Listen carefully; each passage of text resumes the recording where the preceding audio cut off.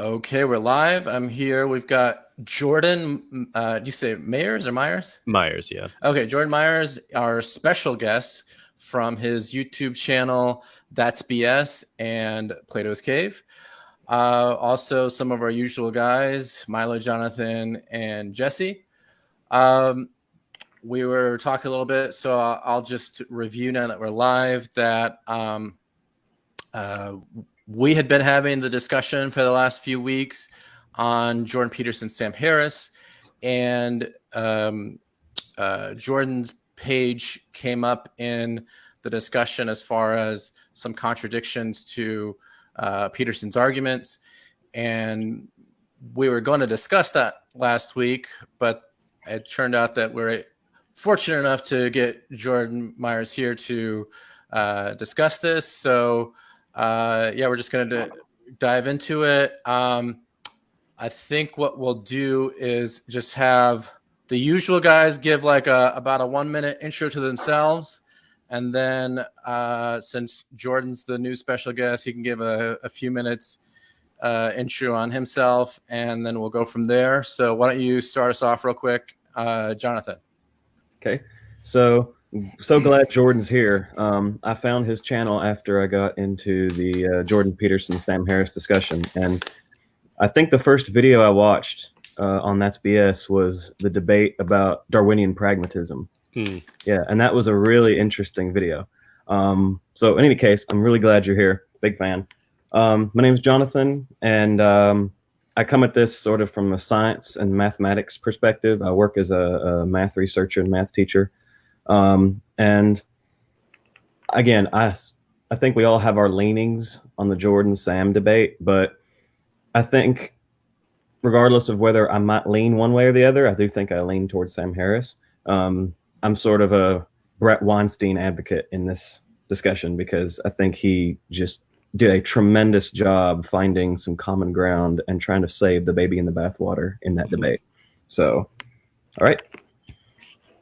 Yeah, go ahead, Jesse. Yeah, I'm very much in tune with what Jonathan was saying as far as both the Weinstein brothers. They're just fantastic. I would say I align most strongly with them, especially I come from a math background as well. I've spent about 14 years in higher ed now. And so, I can relate to a lot of what Eric is talking about as far as the embedded growth obligations and some of the issues that we're experiencing. They all talk about it, but that's been something that I've thought a lot about. And also, I grew up in a religious household and left religion at about 14 years old. And so for a long time there, I didn't really have a good footing in why. I knew it didn't really resonate with me. And it wasn't until I stumbled upon some of Sam Harris's debates that I, kind of had some language and some understanding of where my mind was at and why it was that I felt as strongly as I did. So I wouldn't necessarily say I'm an atheist because I don't really want to box myself into anything quite so limiting, but I do have a lot of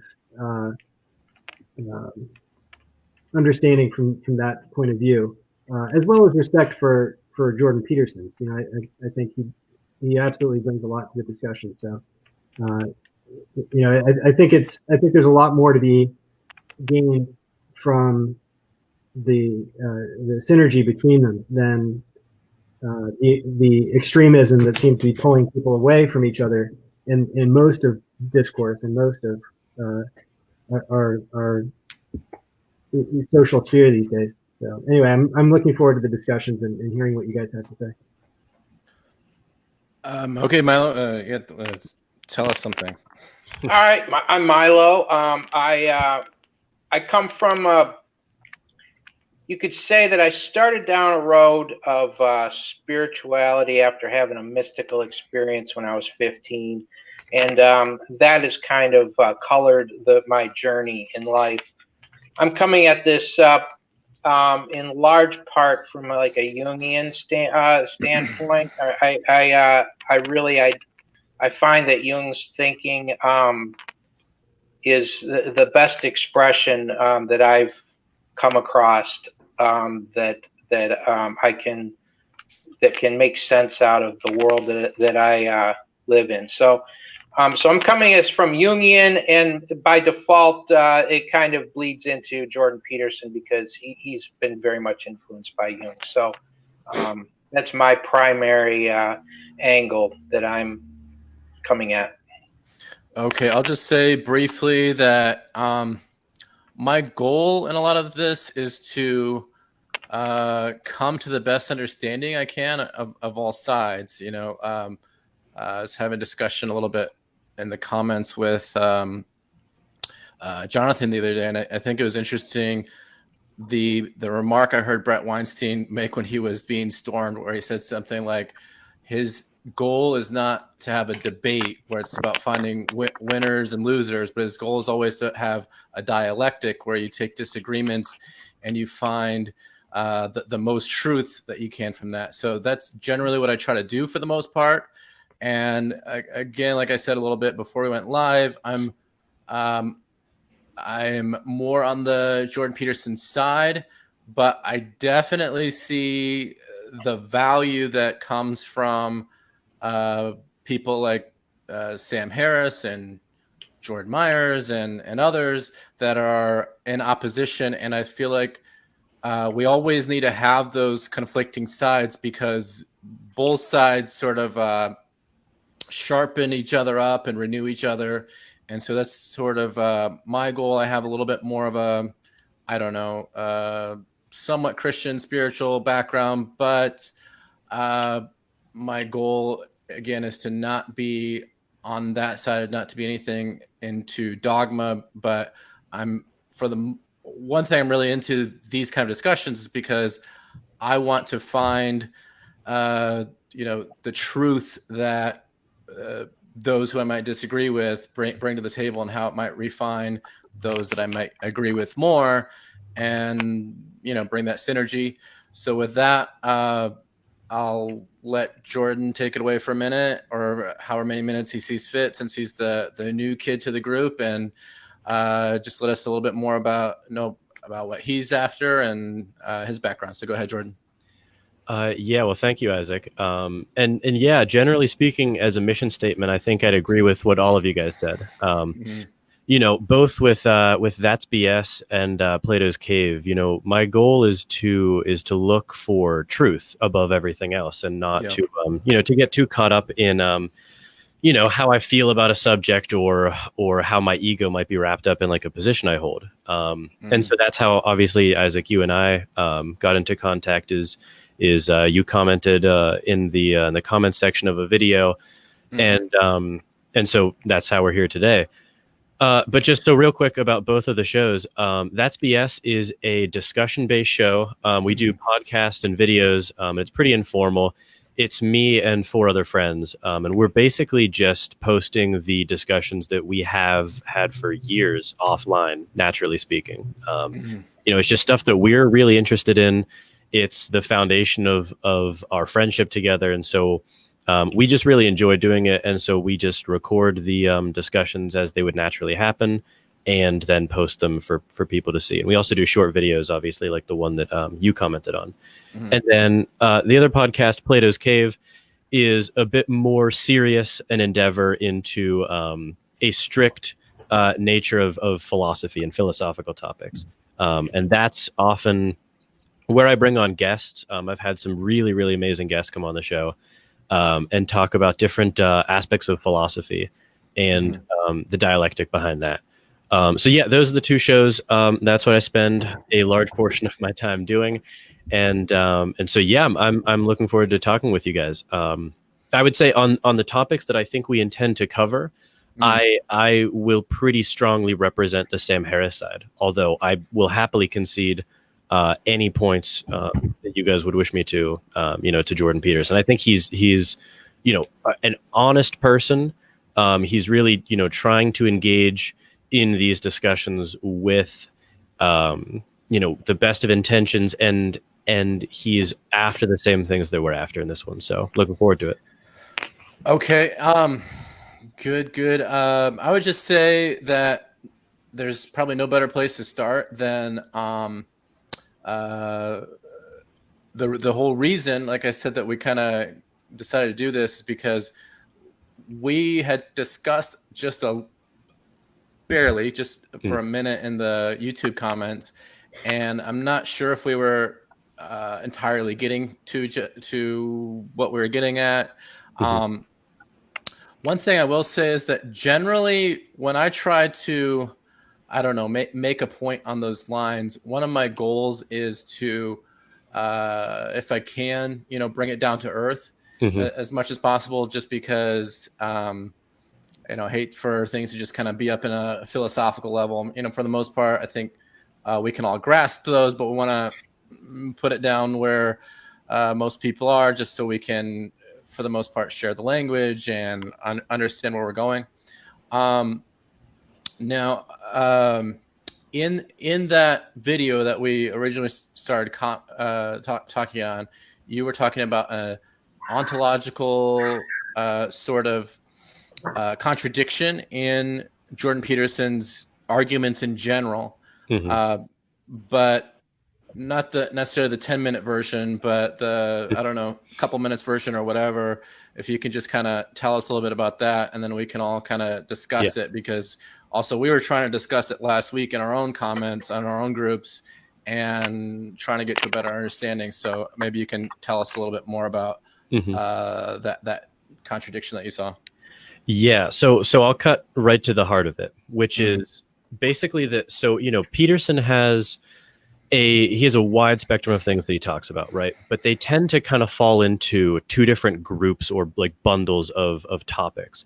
And the only thing that I was trying to point out in the video is not anything substantively about the contents of those two things that he's talking about, but about how there's an inherent contradiction in how he forms his beliefs in those two kind of bundles of topics, right? So there's the political kind of bundle of topics where he talks about, postmodernism, and he talks about Marxism, and he often references psychological and biological studies about the differences between genders or between different groups of people.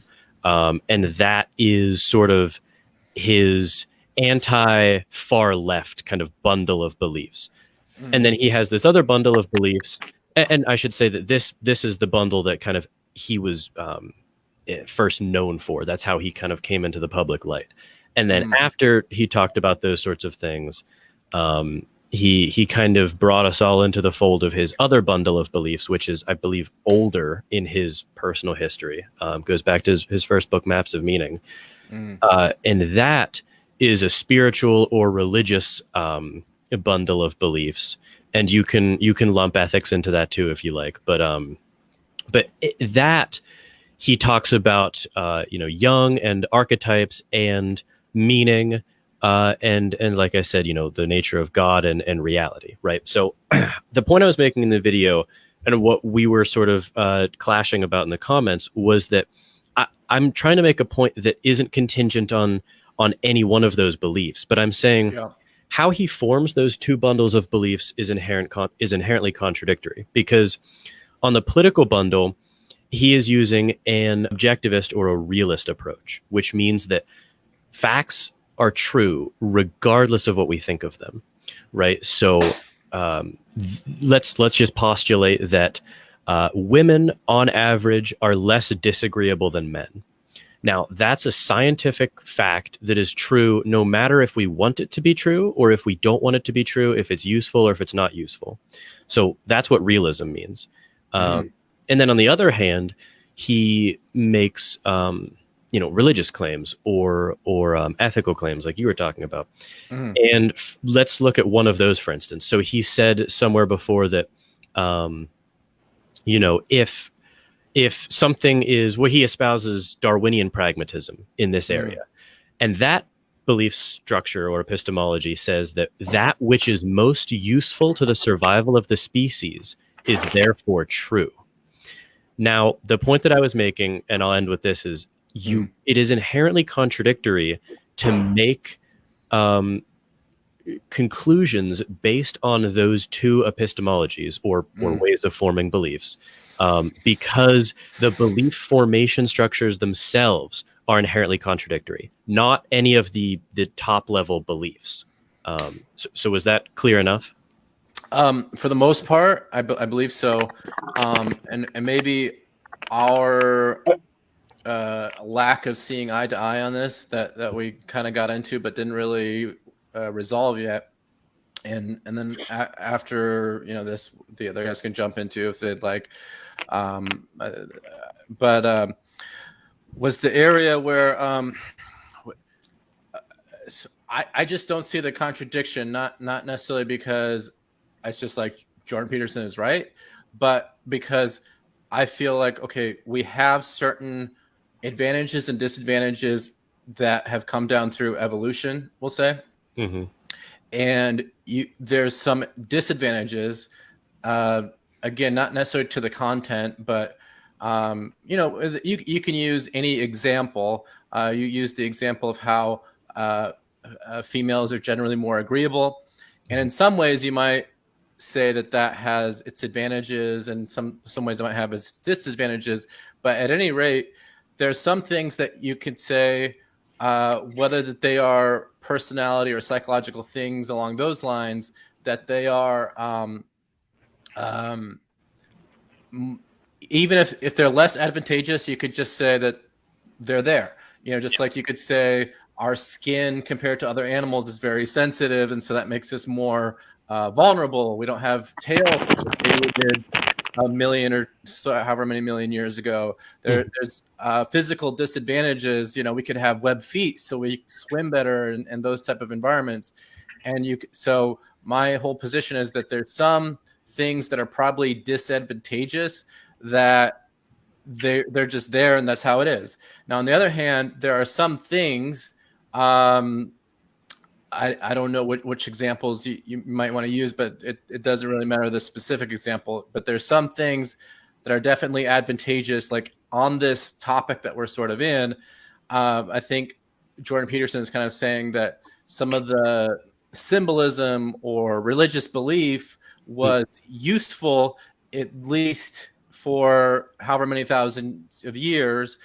And so because it's been useful for this long, it's sort of like that we don't want to throw the baby out with the bathwater kind of thing, even if we're maybe evolving how that we think in 21st century world. So again, basically my position on this is, and maybe I'm just not completely seeing what you're saying, but it's just that there's advantages that are there because of the evolutionary process, whether they're physical or psychological or whatever. Then there's disadvantages that, we're just not going to have all the advantages. We're not perfect. We're still somehow evolving. And so those are what we've got to deal with. And then you can respond to that, or anybody else can jump in. As I look at and I think you correct me if I'm wrong, but you're drawing a distinction between pragmatism on one hand and realism on the other. And this is how I kind of see those things as complementary and not contradictory. Jung talked about two different modes of perception. One is sensing, and the other is intuition. And sensing is the concrete reality, observation of facts, seeing things as they are. This would be the realist position. This is a snapshot in the here and now, concrete. The intuition it adds time to this. So in intuition, you're observing the facts and seeing where they came from and where they're going. And pragmatism which is more of like kind of an observation of process, you could say. So in pragmatism, I would say you're talking about a process of how we got to where we are and where we might be going. and but sensing is taking a snapshot of the moment. And I don't think that, when Peterson speaks, you can speak from both points, and they both have their validity. If you understand, one is related to time, and one isn't. One is looking at the present, and so if he makes an observation of the present that women tend to be more agreeable than men, which he could say pragmatically that was part of the evolutionary process of women, and it was useful in the raising of children because, in their infant, in caring for an infant, you had to, it requires a nurturing state of mind. And so evolutionary speaking, women develop more agreeableness, and that's pragmatically related to the raising of children and bearing children and caring for infants. And I believe Jordan, in one of his things, did speak about it in those terms. I think I know what you're referencing.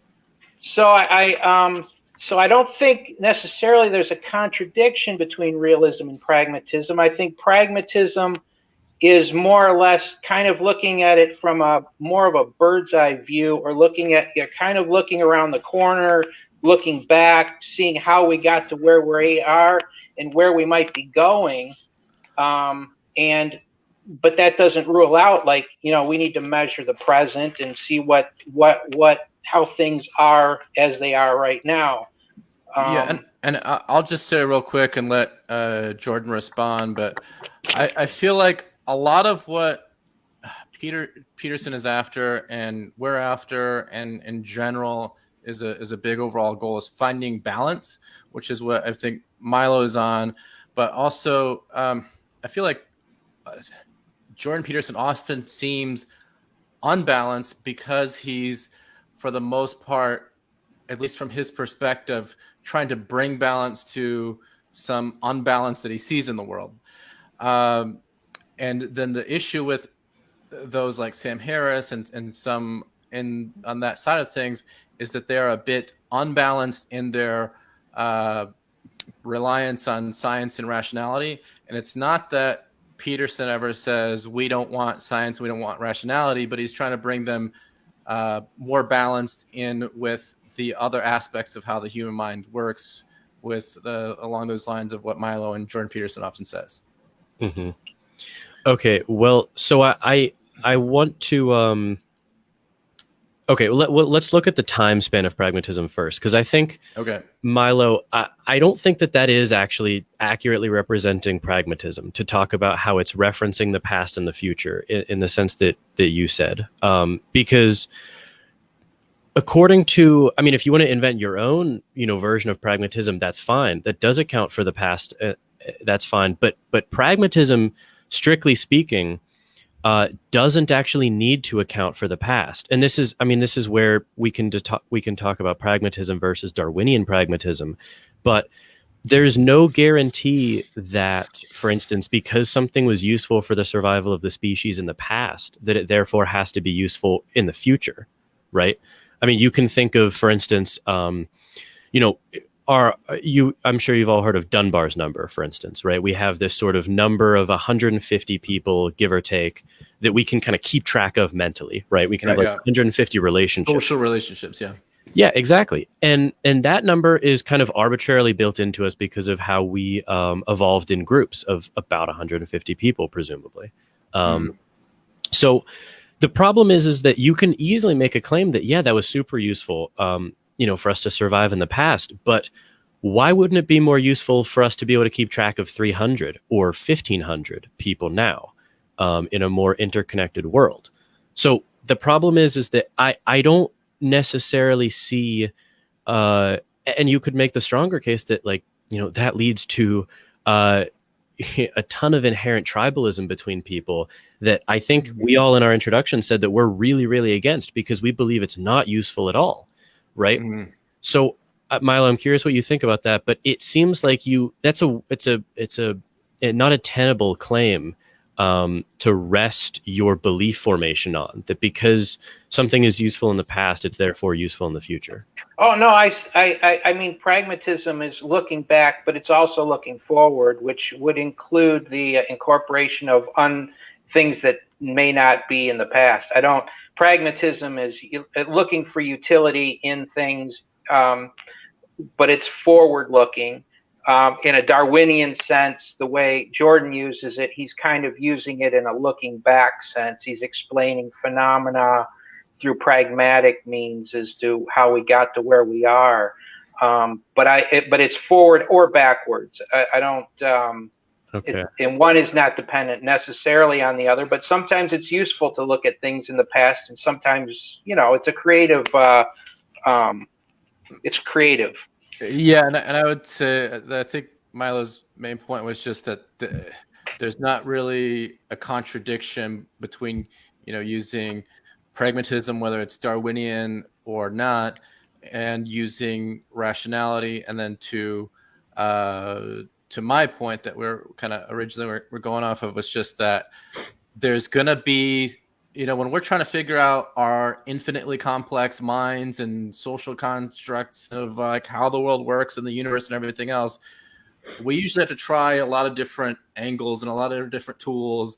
And sometimes rationality is going to be helpful, and sometimes that we might get stuck on that. We use something more like pragmatism, Darwinian pragmatism, and all these maybe 100 different possible ways of looking at these issues. And so sometimes one tool is going to be better than the other.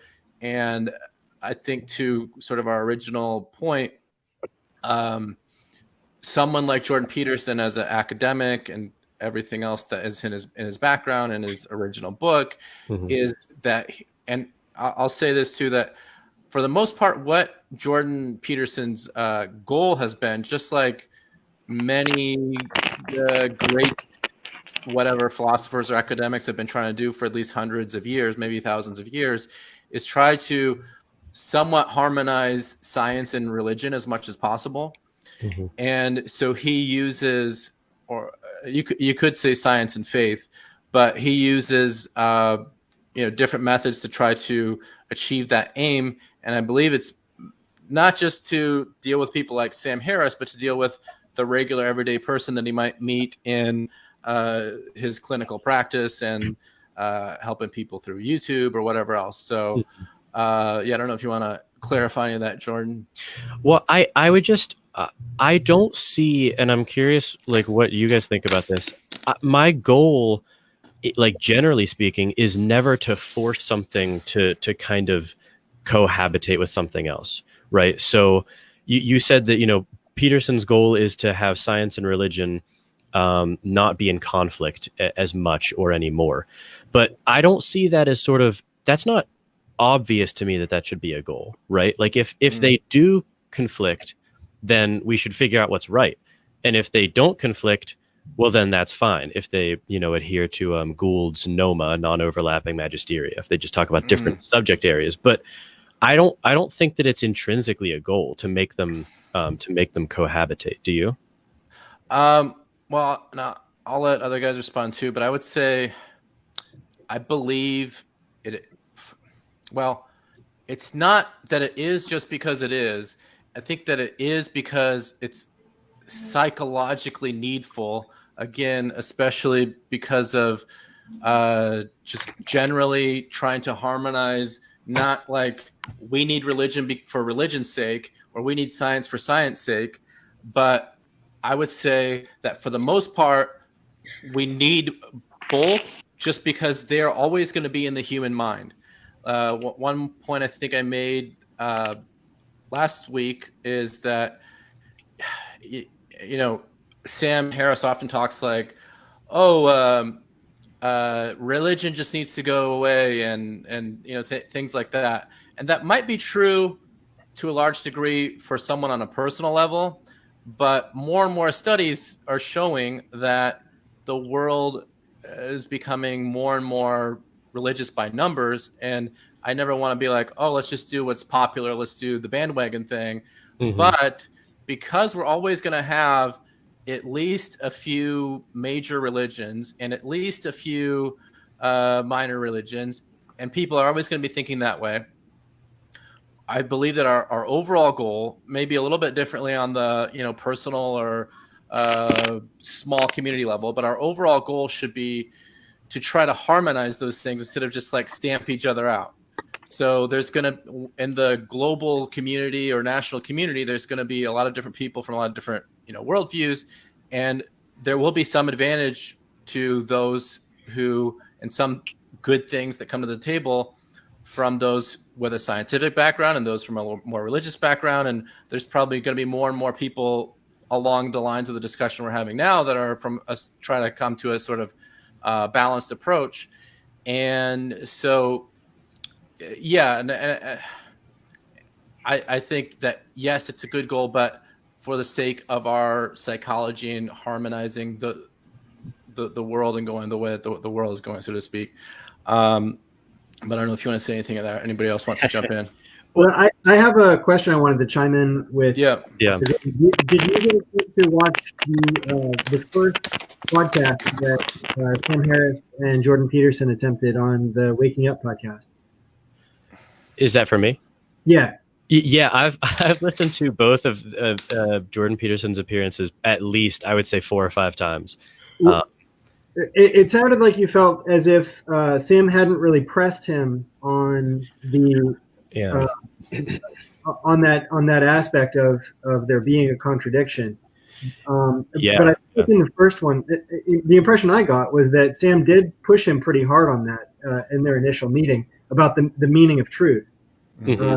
So maybe I just my question is to get your perspective on that encounter. Yeah, no, he did.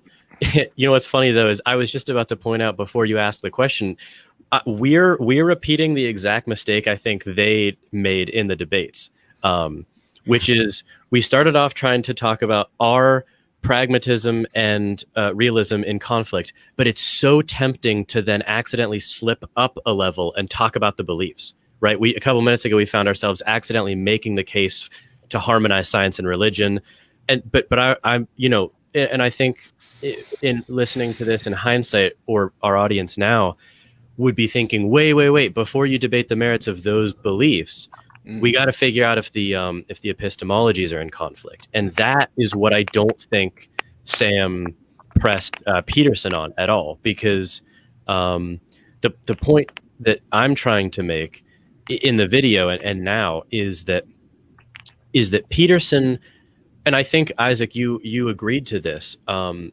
You agreed that he uses these two differing epistemologies, but you thought that they weren't in conflict. And so I want to return to that real quick, because I'm happy to talk about the merits of any of the beliefs themselves, whether religion is useful, whether, this or that, right? But the problem is we're slipping into the same thing that they did, where we're talking about the beliefs instead of if the formation of the beliefs are in conflict. So here's what I would love to hear one of you guys try to rectify for me. Okay. Peterson adheres strictly to a realism viewpoint when discussing anything political, right? So if he says, he had that famous Channel 4 interview with Kathy Newman or whatever. Did any of you see it? It was like super viral. Oh yeah. Right. Yeah. So that was good fun. Yeah. So he said in that interview flat out, I'm gonna make one up, but I'm sure that he did say something like this. He said, women on average are less agreeable than men. That is a flat out fact. I don't care if you think it's right or wrong. Right? It's just, that is a fact. Whether or not it's useful. So he is the staunchest of realists when it comes to political topics. But then if you ask him, is religion true? He'll say it is because it is used for the survival of the species, because he thinks atheism corrupts people. Now, don't focus on those beliefs. Yeah. But how, I want you to explain to me, this is the crux of it for me. How does he determine when to use a realism framework or a pragmatist framework? It seems like it's just sort of, it's a toss-up, right? And those two things are in conflict on potentially many topics. They I can can give you examples, yeah, but go ahead. Yeah, Well, they can get you to different answers. But I think that is true. Mm-hmm. And it goes, and he's even said before in other interviews, truth is embodied in action. And that he said, and I quote, I think this is the right quote, the scientific beliefs are nested within that. He used the word nested as if there's some kind of, if there's some kind of, there's a fundamental level, and then everything else has to be built on top of that. Mm-hmm. And so in their first podcast, Sam pushed him on that. He was like, hold on, are you telling me that if I had exactly an even number of hairs on my body and someone put a gun to my head and told me, no, I want you to tell me you have an odd number, would plucking, just, okay, you could change that immediately, but would that retroactively make the number of your hairs odd because it'd be useful for your survival? Now, that's a crazy example, but it reflects the kind of epistemology they make. And you talked about this in your Darwinian pragmatism video, where I think one of your friends drew like a graph. And that was me. Yeah, that drew. Oh, yeah. And on one axis, you have, okay, here are things that are factually real, and then on the perpendicular direction, here are things that are useful. And you said that Darwinian pragmatists just collapse one of those axes and only hold one axis of truth, which is here's everything that's useful. Now, I don't know if that's what Jordan Peterson actually thinks, but he's said things like that, like everything's nested within the pragmatic viewpoint. So yeah, I would want him here to And I think here my understanding between pragmatism and realism is that pragmatism is more connected with time. It's more of a process. Realism is more of a measure, and as such, they complement one another in explaining a phenomenon. But I think you might, Jordan, I think maybe what you're seeing is choosing which one to make an argument in a particular situation can appear arbitrary. Is that kind of what you're where you're coming from? Yeah. Well, Milo, real quick, do you agree that there are examples? I think Jesse threw one out where they are in conflict with each other, those two viewpoints. Because otherwise, if they're always saying the same answer, then why does it matter which one we choose? Maybe the way Jordan uses them is in contradiction. Well, okay. Let's say we measure the psychology of the average person in Germany in 1940. Okay. And then we use that as a law to describe humanity. This is what humans are. This is who we are as humanity. That might be real for Germany, but it may not apply to the rest of humanity. It's kind of an isolated incident, but you've collected a lot of data over a lot of people, and you've taken a snapshot, and that is a snapshot of that moment. It's a real measure of actual people, and it might be very deceptively used if you use that as for an argument. I'm not sure that has anything to do with pragmatism, though. No, that would be a realist. That would be a realism. A pragmatist would then describe how you got there, and what led to that. What were the pragmatic steps that led to the psyche of a German in 1940? And that might be very interesting. In fact, Jung kind of predicted those steps and described what was going to happen long before it did happen. In that sense. Can I ask you about that for a second, though? Yeah. Because I think you're not absorbing the full implications of what Darwinian pragmatism means, though. And this is what I levied against Peterson, too. So according to the philosophy of Darwinian pragmatism, let's stick with your example. Let's say that World War II ended differently, right? And the German side had won. According to the survival of that species, let's say that they dominate the Earth and the 1,000-year Reich lasts a billion years until the end of the universe, right? They're never superseded by any other country. According to Darwinian pragmatism, their ideology and their culture was correct because it led to the survival of that species, right? And let's say that if they lost, events transpire 10 years from now, we do something that dooms the entire species, right? So according to you're stuck, if you are a Darwinian pragmatist, you're stuck sort of absorbing these weird cases and counterfactuals where you would have to say that, something about the 1940s German population was correct in some sense because the survival of the species, it was dependent on it. But from a realist perspective, this is what Jonathan was referencing with the axes, right? You can step back from the outcome and you can observe, well, look, we can just look at these beliefs on their own merits and look if, for instance, they did not believe that Jews were people, but we can just look at, the DNA and see that there's, overwhelming overlap, like people are people, right? So, I'm just curious, because that's the implication of Darwinian pragmatism, is you have to absorb these weird counterfactuals and edge cases and say that they're actually true. And I've read comments in your comment section, actually, that there were people in the comment section going, yeah, I'm a Darwinian pragmatist. That's actually what we believe. And some people bite that bullet. Yeah. And he explained it by saying that they don't believe that the human mind is capable of actually encountering factual truth about the universe. They don't think we can actually do that because of the way we evolved. And it's probably, there's a nugget of truth to that, which is that there are probably certain truths that we don't have access to because of the way we evolved. That doesn't mean we don't have access to all realist truths.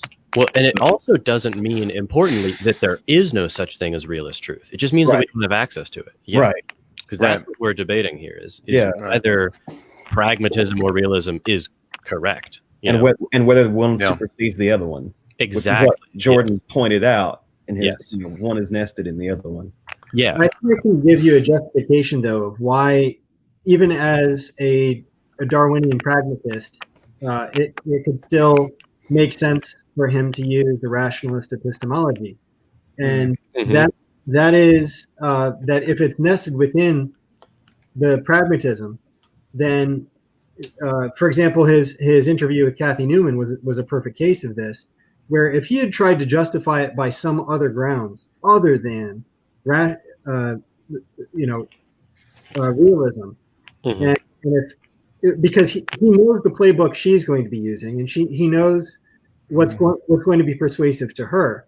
So for him to try to use a different playbook, it would not be persuasive. There's no expectation of a favorable outcome with that. And so it is evolutionarily adaptive to use a different epistemology than the one that he might subscribe to. Let me somewhat see if I can harmonize some of these things, and largely back to, I think, what Jordan Peterson is getting at, and what a lot of our points are. Jordan Peterson, you might need to look at some of his discussions with things like Jean Piaget, but he talks a lot about this idea. And he references him specifically going back to I forget the name of the book, but it was Kuhn's book on Thomas Kuhn's Scientific Revolution. Yeah, exactly. Yeah, and the reason he references Jean Piaget referencing that is because he's talking about the meta game and the game of games that we're always constantly playing. And part of that, I believe, is exactly what we're talking about now, in that to get at a lot of different answers in the world, we're going to have to come at it from different angles, sometimes use different epistemologies, different tools, and sometimes one will work well for one thing and one will work better for another thing. And the point in Jean Piaget's and Thomas Kuhn's book was that the consistent in all of that, just like maybe the best example of a main scientific fact that constantly changed was how, 50 or 60 or so years ago, doctors mostly believed smoking was good for you and they recommended it. we're seeing some of that right now as we're still in the pandemic right now, as we're trying to figure out what's going on with this pandemic, and some of that's, you know, changing over time. But what stays the same, and it's hard to figure out while you're in it, like while we're in the pandemic, and then it's easier to look back on it decades earlier, looking at what, you know, as we've seen people die from smoking, for example. But what stays the same is that process of figuring things out, and that's kind of like what's centered in the individual person and evolution and other things. And I will say, to kind of clarify some of these points of like in his interviews, another good example, I think, to make this point is his Vice interview where he talked about makeup that was very blatantly edited to look like he was saying something that he wasn't saying originally, kind of on the same lines, where he was sort of doing the same thing with Kathy Newman. And, you know, I think he said in one interview that he was surprised they didn't do the same thing with editing, where what he says sometimes is like, here's sort of like a fact, whether you want to call it a pragmatic fact or a realist fact or whatever the case. So what do we do with that? And he's not necessarily saying like women shouldn't wear makeup, or it's definitely better to be agreeable than disagreeable. He's saying, here's some facts. So like, for example, because women are generally more agreeable, that's a fact/factor in how the pay is different, or, you know, statistically. And there's other factors to that. Same thing as in that Vice interview discussion of how we have to figure out how that men and women are going to work together more in the workplace, because in some ways, you know, women are sexually signaling and men are doing so in other ways. And it's not necessarily that one is right and one is wrong. And we definitely know when to say this is allowed and this isn't allowed, but it's a discussion. And that's the point I think he made in both of those interviews to a large degree, or largely the point he was getting at is, we're going through that discussion of figuring these things out, because our society is very quickly changing, especially over the last, you know, decades and centuries. And so we're trying to figure these things out. And what we're trying to do, and I'll kind of, you know, wrap up with this point, is that we're trying to have better conversations like this, and not just be like, you know, women are paid disproportionately, so we got to have, you know, forced outcomes of equality and all this. And that may be part of the discussion to have, but then you've got to also have the other side of the discussion and then try to come to the best resolution. And then if that resolution doesn't work, then you try something else, and on and on. And that's, I think, what he's getting at. But I'll let you respond to that, Jordan. Well, I appreciate your attempt to harmonize the two positions, but the logical error I'm seeing with it is I still don't have an answer for how we choose which framework to go from, right? So Peterson himself does this, and this is, you know, the point I made in the video. He doesn't have a robust method for choosing which framework he believes in, right? Because I think so far maybe we've converged on the agreement that the two epistemologies can get you different conclusions. I think we all agree with that, right? Sure. What roughly speaking? I think maybe what you're saying is the essence of their debate is how do you get values from facts? And I don't think that is, yeah. I think that, you know, the fact being the realist position, and the pragmatism is somehow trying to make sense of those facts. And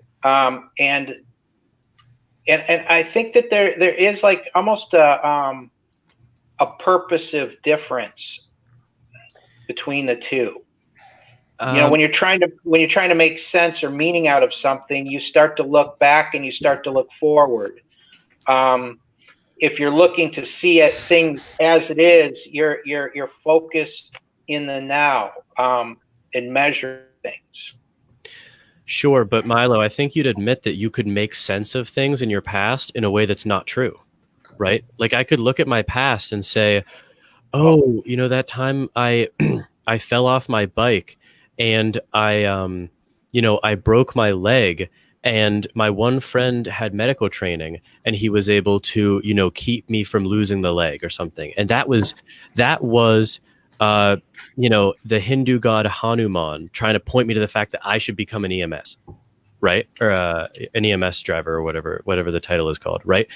I can make sense of my life that way, but it doesn't mean it's true, right?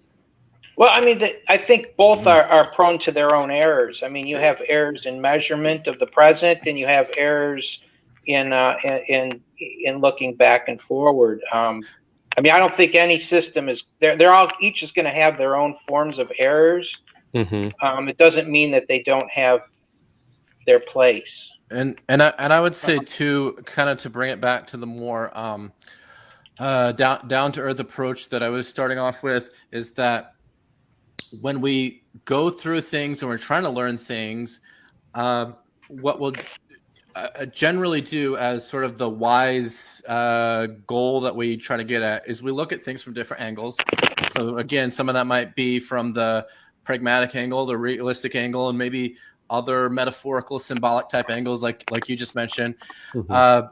And then the, I guess, goal, and this is sort of maybe starting to get up a level, but I think that's somewhat necessary, is that you see what we try to do is, in other words, like, okay, let's say we come to what seems to be a fact, like, oh, maybe the universe or whatever is speaking to me to become an EMT or EMS or whichever. And maybe that's true. Maybe you needed the motivation for that, but maybe you should take that intuition, and you should also check it against facts, whether you want to call those pragmatic facts or rationalistic, and then ultimately make a decision based on every kind of rationality or every kind of a logic set that you can get at, and then make the best decision. And I think our minds are constantly doing this, but we try to bring it into harmony before we just kind of, rashly do something. And sometimes we have to somewhat, rashly do something, and we try to better understand how that we do that. Okay, let me try with a super down-to-earth example. Okay.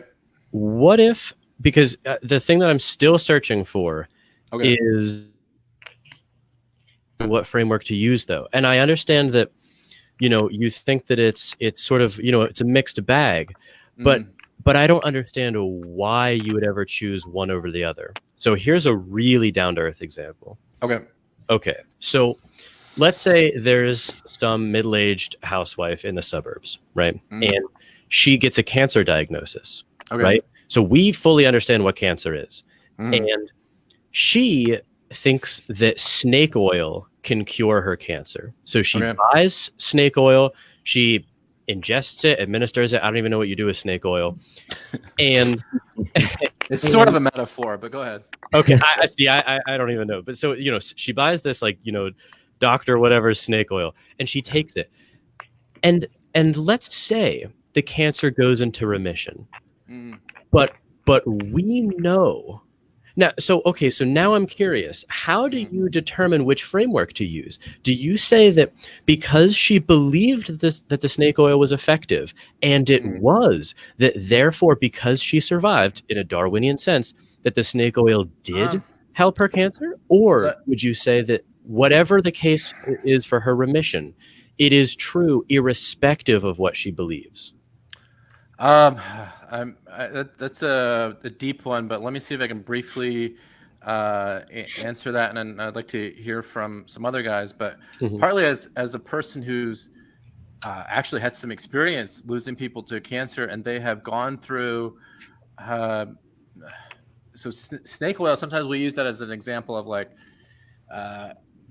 buy this, and you might be getting a placebo, and supposedly it'll help them. And sometimes just like one of our friends, Connor, will sometimes mention the placebo effect is real.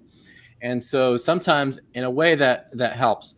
But to answer the question as directly as I can, I feel like when we go through a challenge in life, and cancer is a big challenge, of course.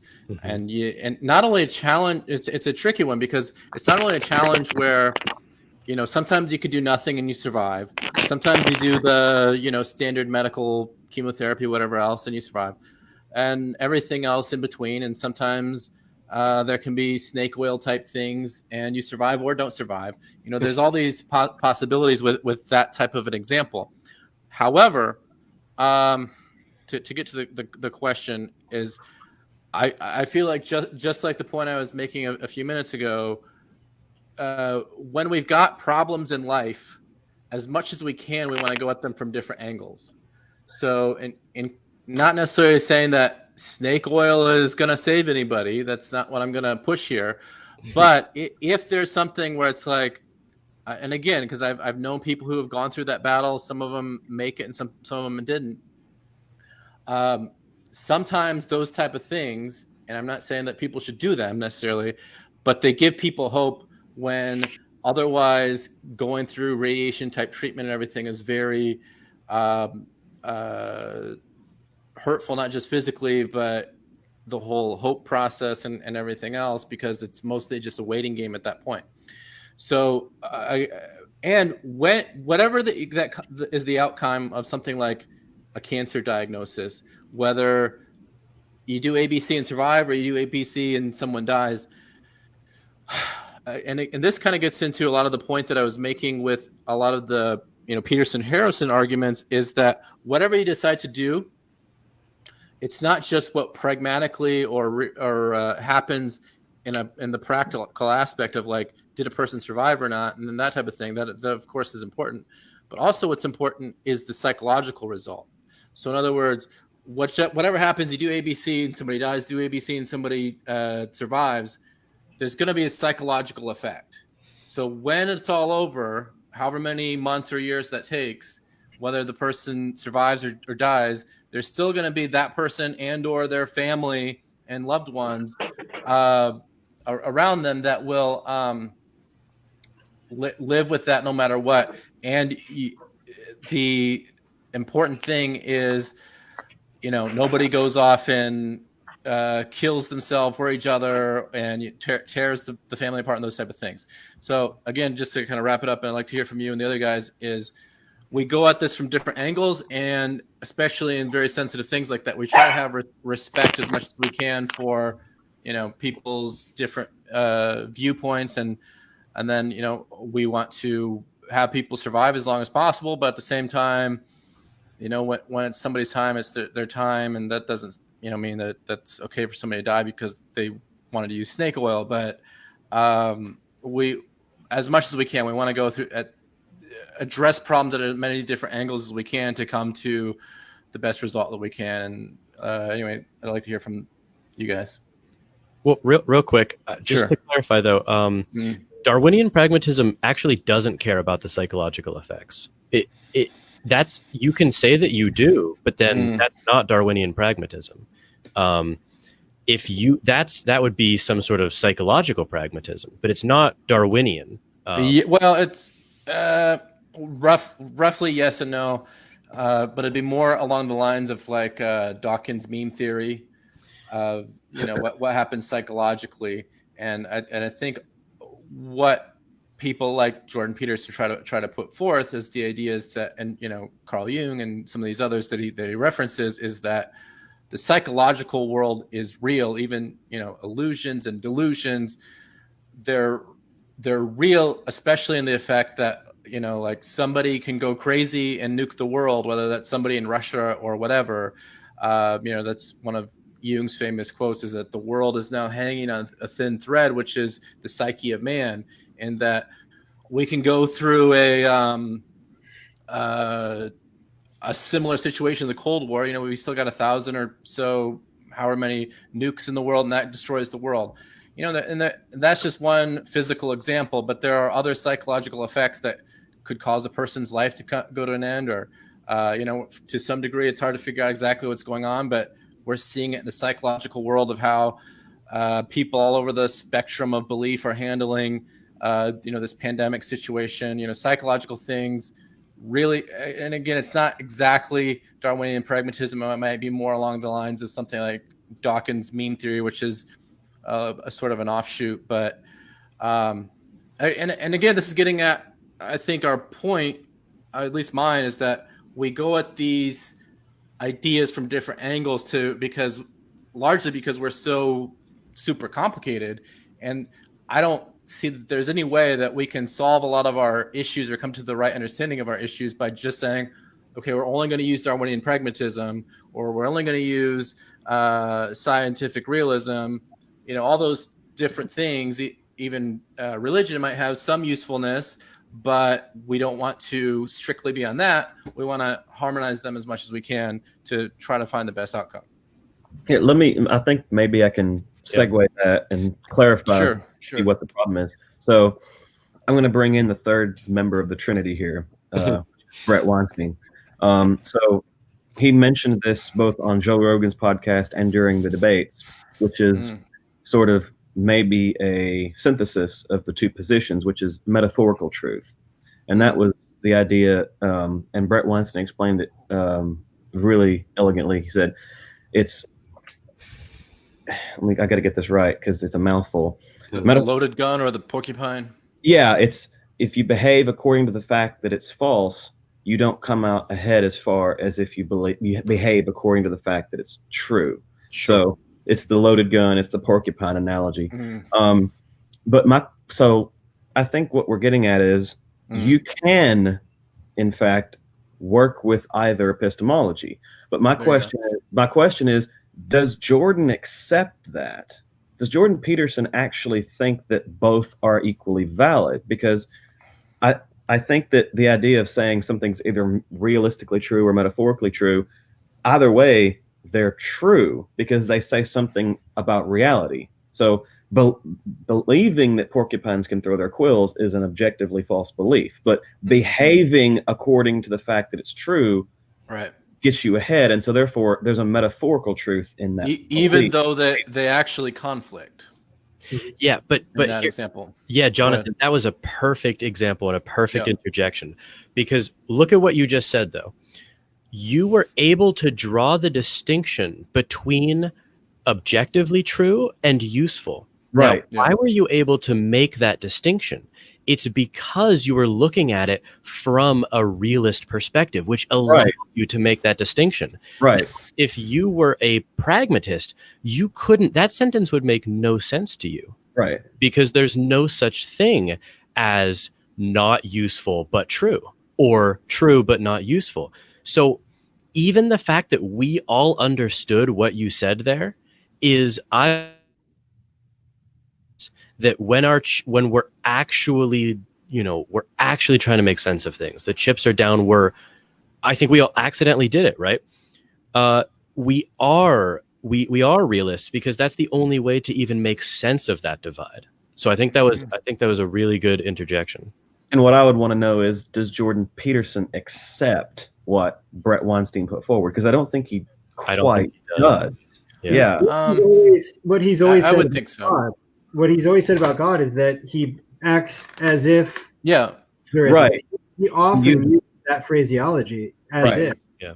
Right. So I think that's kind of an admission of unknowability and using a pragmatic framework because the realism is unknowable. Right, but he never makes the distinction. He never says, well, do I actually believe that God is literally, really, literally false? He never actually says it. And every time Sam pushed him on that point, he said, well, I act 40 hours or whatever, right, or I act as if he does exist.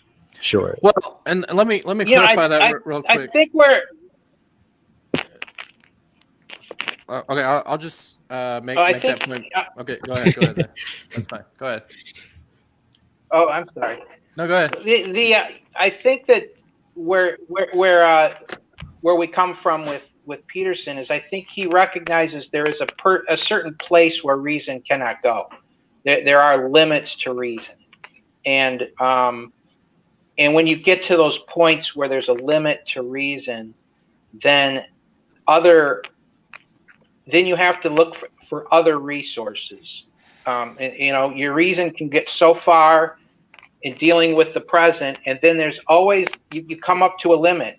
You've exceeded you've gathered all the information you can, but you can't get past a certain point. I think what Peterson says is that metaphor and things like that, they engage the heart, the values creation part of yourself, and these things don't exactly lay themselves out in necessarily a purely didactic, reasonable way. And I think it's complementary in the sense that there are points where you come in life where, like you use the example with the snake oil. She can say, okay, well, maybe the snake oil saved me, or maybe it was that prayer I said, or maybe it was, or maybe it just happened, and you don't know. Mm-hmm. I think it's fair to say that you come up to certain points in life where you don't have the laboratory to determine this or that. But Milo, what's wrong with her thinking that it's the bleach she drank then? Let's say she drinks a teaspoon of bleach, and she doesn't die from it, but the cancer goes into remission. How do you stand then to say that, no, we're sure it was not the bleach that saved you, right? Because I know that I'm very comfortable with saying that. But if you're willing to grant that, it gives her comfort to say maybe it was the snake oil, maybe it was the prayer. What about maybe it's the bleach? But how do we? That's what I'm trying to pull from this conversation is how do we make those distinctions then? Well, let me make a distinction that I tried to really get into last week is that the big point that I was trying to make last week when we had this talk or similar one is trying to figure out how to sort of come to a resolution. And the way that I felt like there was a possible resolution, and maybe there is to some degree with what we're getting at today, and the point you just made was that, okay, there's this issue that I feel like is at the root of so many of these discussions and at the root of humanity and who we are, which is the different types of humanism. And I believe that most people, at least Jordan Peterson and Sam Harris, are both, in a global sense, liberal humanists, in the fact that they believe that the world should not. They might believe their position is right, and so on and so forth, but that as far as the government goes, as far as a national sort of level, as long as people can do so in a safe and free manner, we should have freedom of religion. Now, that's somewhat like how we might look at the world in a global or at least national way. But then how a person runs their personal life or maybe family life or maybe their business might be different, where it might not be completely liberal humanism, but it might be secular humanism, might be theistic humanism, or even Christian humanism on the personal, family, or maybe even business level. Likewise, if someone, let's say, is having health issues and considering different treatments for their health, whether it's cancer or anything else, maybe even COVID-19, when they're having these issues, we want to say, okay, public, whether you have COVID-19 or you have cancer or any other number of things, we're going to try to inform you the best we can of, what's safe, what's at risk, what we're still figuring out. Like COVID-19 and cancer are two examples where we figured out a lot, like bleach is a bad idea. Certain things might be a better idea, those type of things. So we want to put that out in people's minds. And of course, if they're going to try to swallow poison, then we'll try to do anything that we can to make sure that they don't do that. But in the end, if some part of having a free society is giving people the freedom to fail and hopefully learning from those mistakes and that's again why that's why we put a lot of sanctity in the human life and the sovereignty of human life, is because we want people to be able to fail, but ultimately we don't want them to die, partly because the individual is so sacred in a lot of the different ways that people look at the world, but also because if they survive, they can learn from it and we can learn from it. Although if they die, that's almost like what do you call it? The Darwin Awards. We don't want them to die, but if they do, and we're like, okay, they die because they drank bleach or whatever the case, then we can be like, okay, that's really, really unfortunate that happened, but we learned something. Don't drink bleach. So to sort of wrap that up, we're going at it from different angles again, to kind of my point, to learn the best thing to put into action, and which is ultimately what we try to do, is put the best thing into action and then learn from whatever that we do. I just don't understand what that has to do with pragmatism or realism, though. Well, I guess I'm just saying that whichever that you do, and this is kind of a point that Jonathan made, I think in the intro, is that, or maybe he was making Jordan Peterson's point, that it's ultimately embodied in action. So in other words, you can you can look at all these different things, and then ultimately one has to go out and you learn from whatever that you put into action. Sure. Yeah. I think where they come in, that realism is needed when you need to gather facts, and you want to gather as detailed evidence and facts. You want to learn all of the facts of the effects of bleach. You want to learn the facts of this, analyze this snake oil. You want to gather as many facts, and this is the realist side. But then when you try to tie these facts together and try to draw conclusions of cause and effect, that's where you start to enter into a more of a, and then once you see an actual, where you can empirically show that there's some causal relationship, and you feel that there's enough scientific evidence behind it, and you can make that claim, then you start to, you might say, okay, well, that having that knowledge will allow me to pragmatically encounter some future situation. It's almost like the gathering of the facts, you put them together in a causal way, and then you can understand how you might be able to use that material. Can I say the quick problem with that, though, is you reference that all from a realist perspective. If you were a true Darwinian pragmatist, and this is what it entails as a belief system, you don't know if the facts are true or not until you know if the species survives or not, right? So you just said in a Darwinian sense, okay. Yeah, but so you didn't make that distinction there, and I think you have to if you're actually a Darwinian pragmatist. Before you know if you've gathered the facts, you have to know whether the species will survive based on those facts or not. Because if you Jonathan's point, maybe his just bringing up of my point, I don't know if he agrees with it or not, but the problem is that you just made the distinction between true and useful, but a pragmatist, by definition, cannot make that distinction. So, from my perspective, a Darwinian pragmatist. There's a pragmatism of William James, who would probably use both. And okay, but so if you are a Darwinian pragmatist, then you can't make that distinction, and I've heard you do so several times.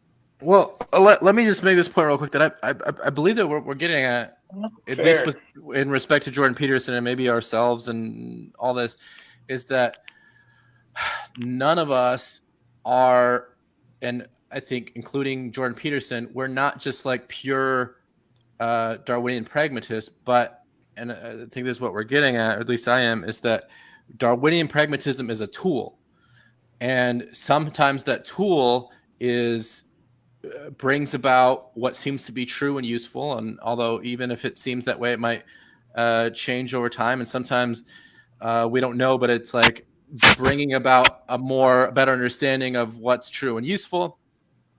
But none of us, I think, including Jordan Peterson, are pure Darwinian pragmatists. Like, we can never look at anything except through a Darwinian pragmatist view. It's just Darwinian pragmatism is one of the tools in the toolbox or tool belt. Right. So, which goes back to what I was trying to say. Yeah, like you can make the distinction if you want to talk about one tool or the other, which Brett Weinstein did. Yeah. Even though Jordan, you said that really that's a realist framework to even talk about metaphorical truth. Exactly, because it relies on making the distinction, which here's the problem. And Isaac, I really, you said something that was super incisive that we need to drill down on before we move on. Okay. You said that Darwinian pragmatism is a tool that sometimes brings about good and useful results. Well, that implies true and useful, yeah. Well, that implies that sometimes it doesn't, right? So would it therefore, this is the other problem with Darwinian pragmatism. If it sometimes doesn't bring about true and useful results, it bites its own tail and disappears. It's internally contradictory. Well, I would say that just like any other epistemology or strain of logic or whatever you want to call it, it's going to bring about where it'll say, this looks like it's definitely, or by all intents and purposes, seems very true, good, useful, and along those lines. But usually what we'll try to do before we put a belief to it or action is we'll put it under other test. So like the example, Jonathan reminded us of is, it's like you're putting together two sort of contradicting epistemologies, you could say, or worldviews maybe, of if the gun's loaded or if it's not, and if a porcupine can shoot its quills or not, into how to best act. So I would just say to address your question or comment that sometimes something won't produce. It won't necessarily say. It's not necessarily saying something like Darwinian pragmatism is sometimes wrong, but sometimes it'll bring about something where it's like it doesn't give you the definite truth or the definite most useful thing that you want. So you go at it from a different angle, and then you decide how to act. Yeah. Go ahead, Milo. I think, okay, from a Darwinian pragmatism, it occurs to me that that's kind of a way of reflecting on the past. And, in the Darwinian sense, and I think you're right, when you get up close to the present, you're not going to have clarity using that particular thing. I think he might be referring to, I don't know if any of you have read The Origin and History of Consciousness by Erich Neumann. And he accounts the kind of how humanity's consciousness unfolded through an evolution of myth, and which is I think where in large part where Jordan Peterson is probably drawing from some of that. I know he's referenced that book. So I think the Darwinian thing is is kind of a reflection on the past and seeing, all of the tributaries that turned in, where he bit its own tail. They all got nipped in the bud in the past, and all we can see is really the success of consciousness over time. But I don't think that model works in dealing. You might be able to draw some conclusions from that over a long period of time, but you can't really draw conclusions on current events. Yeah, and I'll clarify that too. That if you listen to some of his Jordan Peterson's lectures, and there's one in particular, like a few minutes in the middle of a long class that he's teaching. I think I referenced it before we went into last week, and I can send it to you guys again. But he often makes the distinction that sometimes a Darwinian perspective is useful. Like I think one of the distinctions that he made in that video was that often Darwinian the Darwinian view is that we're kind of messed up right now in our world because the way our minds have been put together is the way that we operated on the African veldt. because we were there for a long time in a Darwinian sort of, evolutionary sort of view. And the point that he makes is, to some degree, that's true, but we're only on the veldt, evolutionary speaking, for I don't know how many thousands of years, but for a period of time. Now, if you look at it from a real, I don't know what you'd call it, perspective, we were in, and he made this point in that video, is that we were in trees probably longer than that, and then other forms, longer than that. And so we have evolved, so to speak, over this period of millions of years, maybe billions of years, depending on how you look at it, to where that we've gone through all these forms, and now we're actually in this form that's a really, really mixed bag, and that's what we're trying to figure out. Is that, and as we try to figure it out, we got to go at it from different angles, and that's the point that he makes in a lot of different videos, is that because we're so complicated, because we evolved over all these different physical environments and psychological environments, we're super complicated, and so we've got to go at it from different angles. And that's what he does a lot of times, is he says, okay, we're trying to figure things out, so we go at it from different angles to try to figure out how to act and how to be and what to make of the world.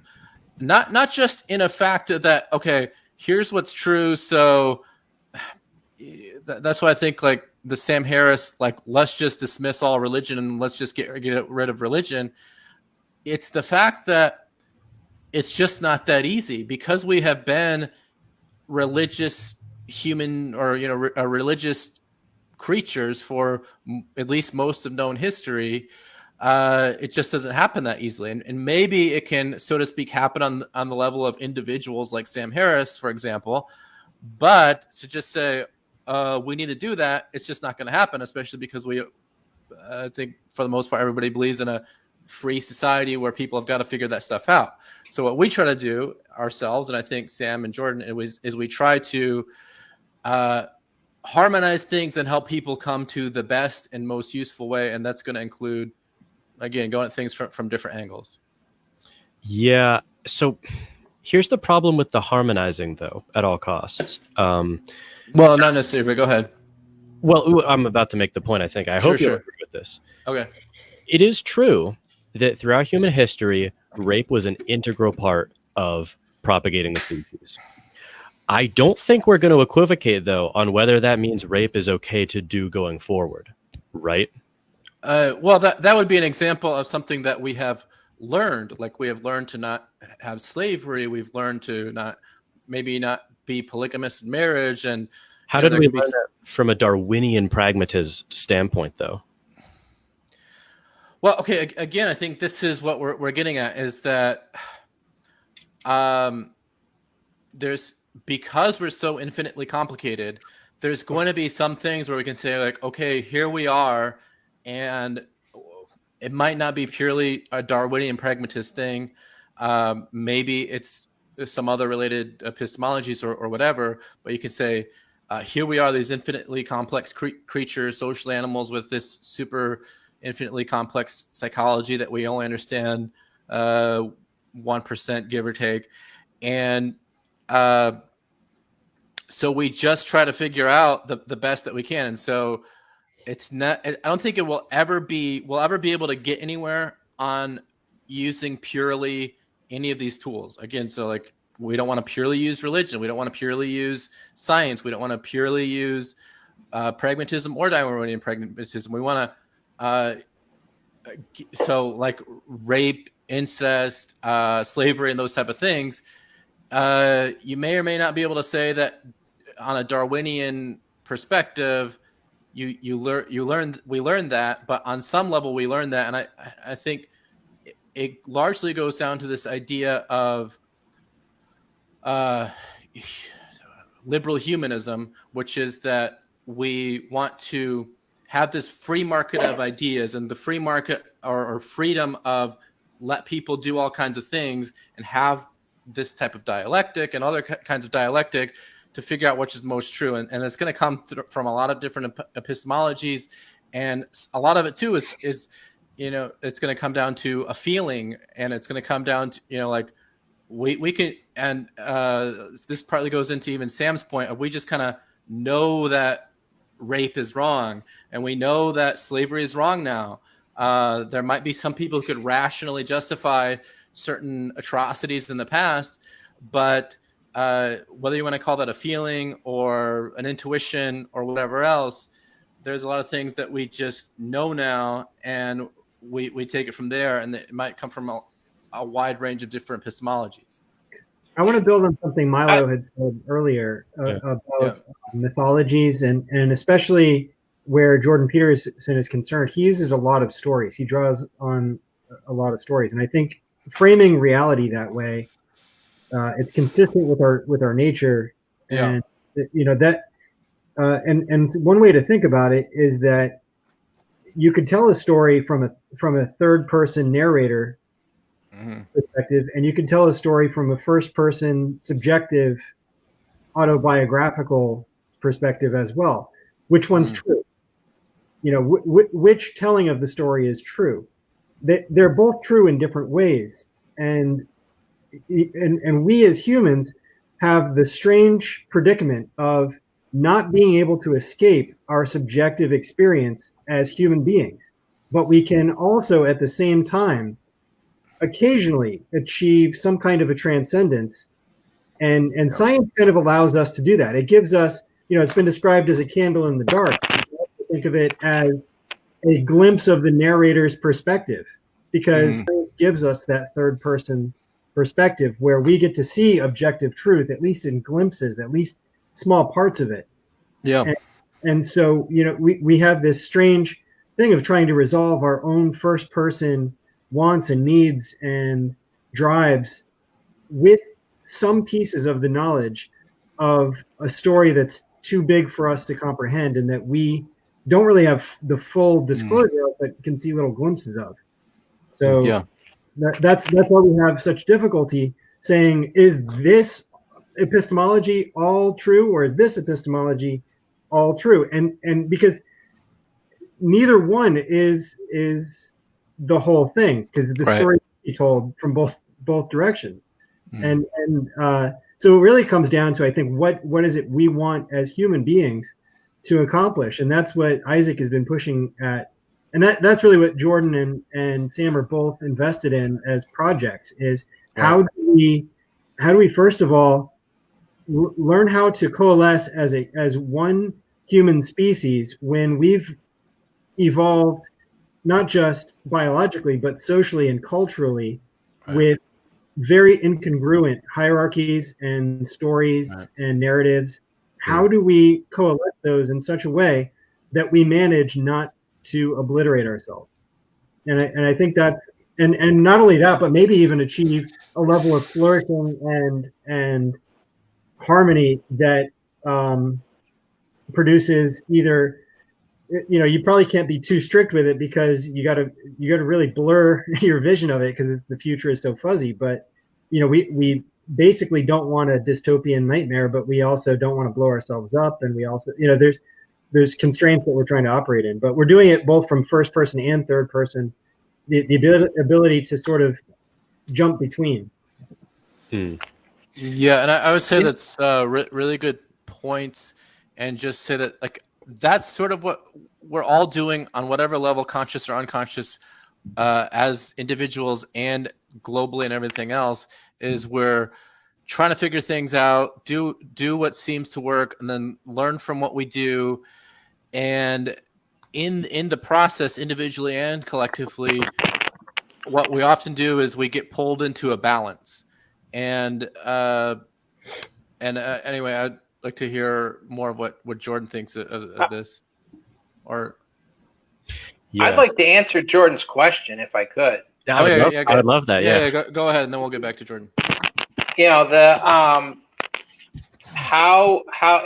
me, it was quite some time ago that you posed this question, so let me make sure I got it right. Sorry about that. Sure. It's okay.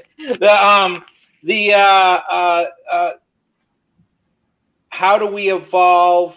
Rape was constant it was a part of everyday life, and how do we get out of that? And I think Jordan Peterson might come at that, and and I think, his concept of Darwinian pragmatism, I think, kind of grows out of this in a psychological context in which, the ideas and myths of humanity, of all the multiple stories, certain stories get repeated more than others. Right.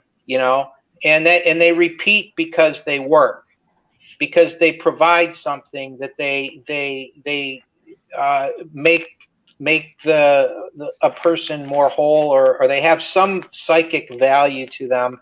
They get repeated over time, and particularly the ideas embodied in Christianity, and the idea of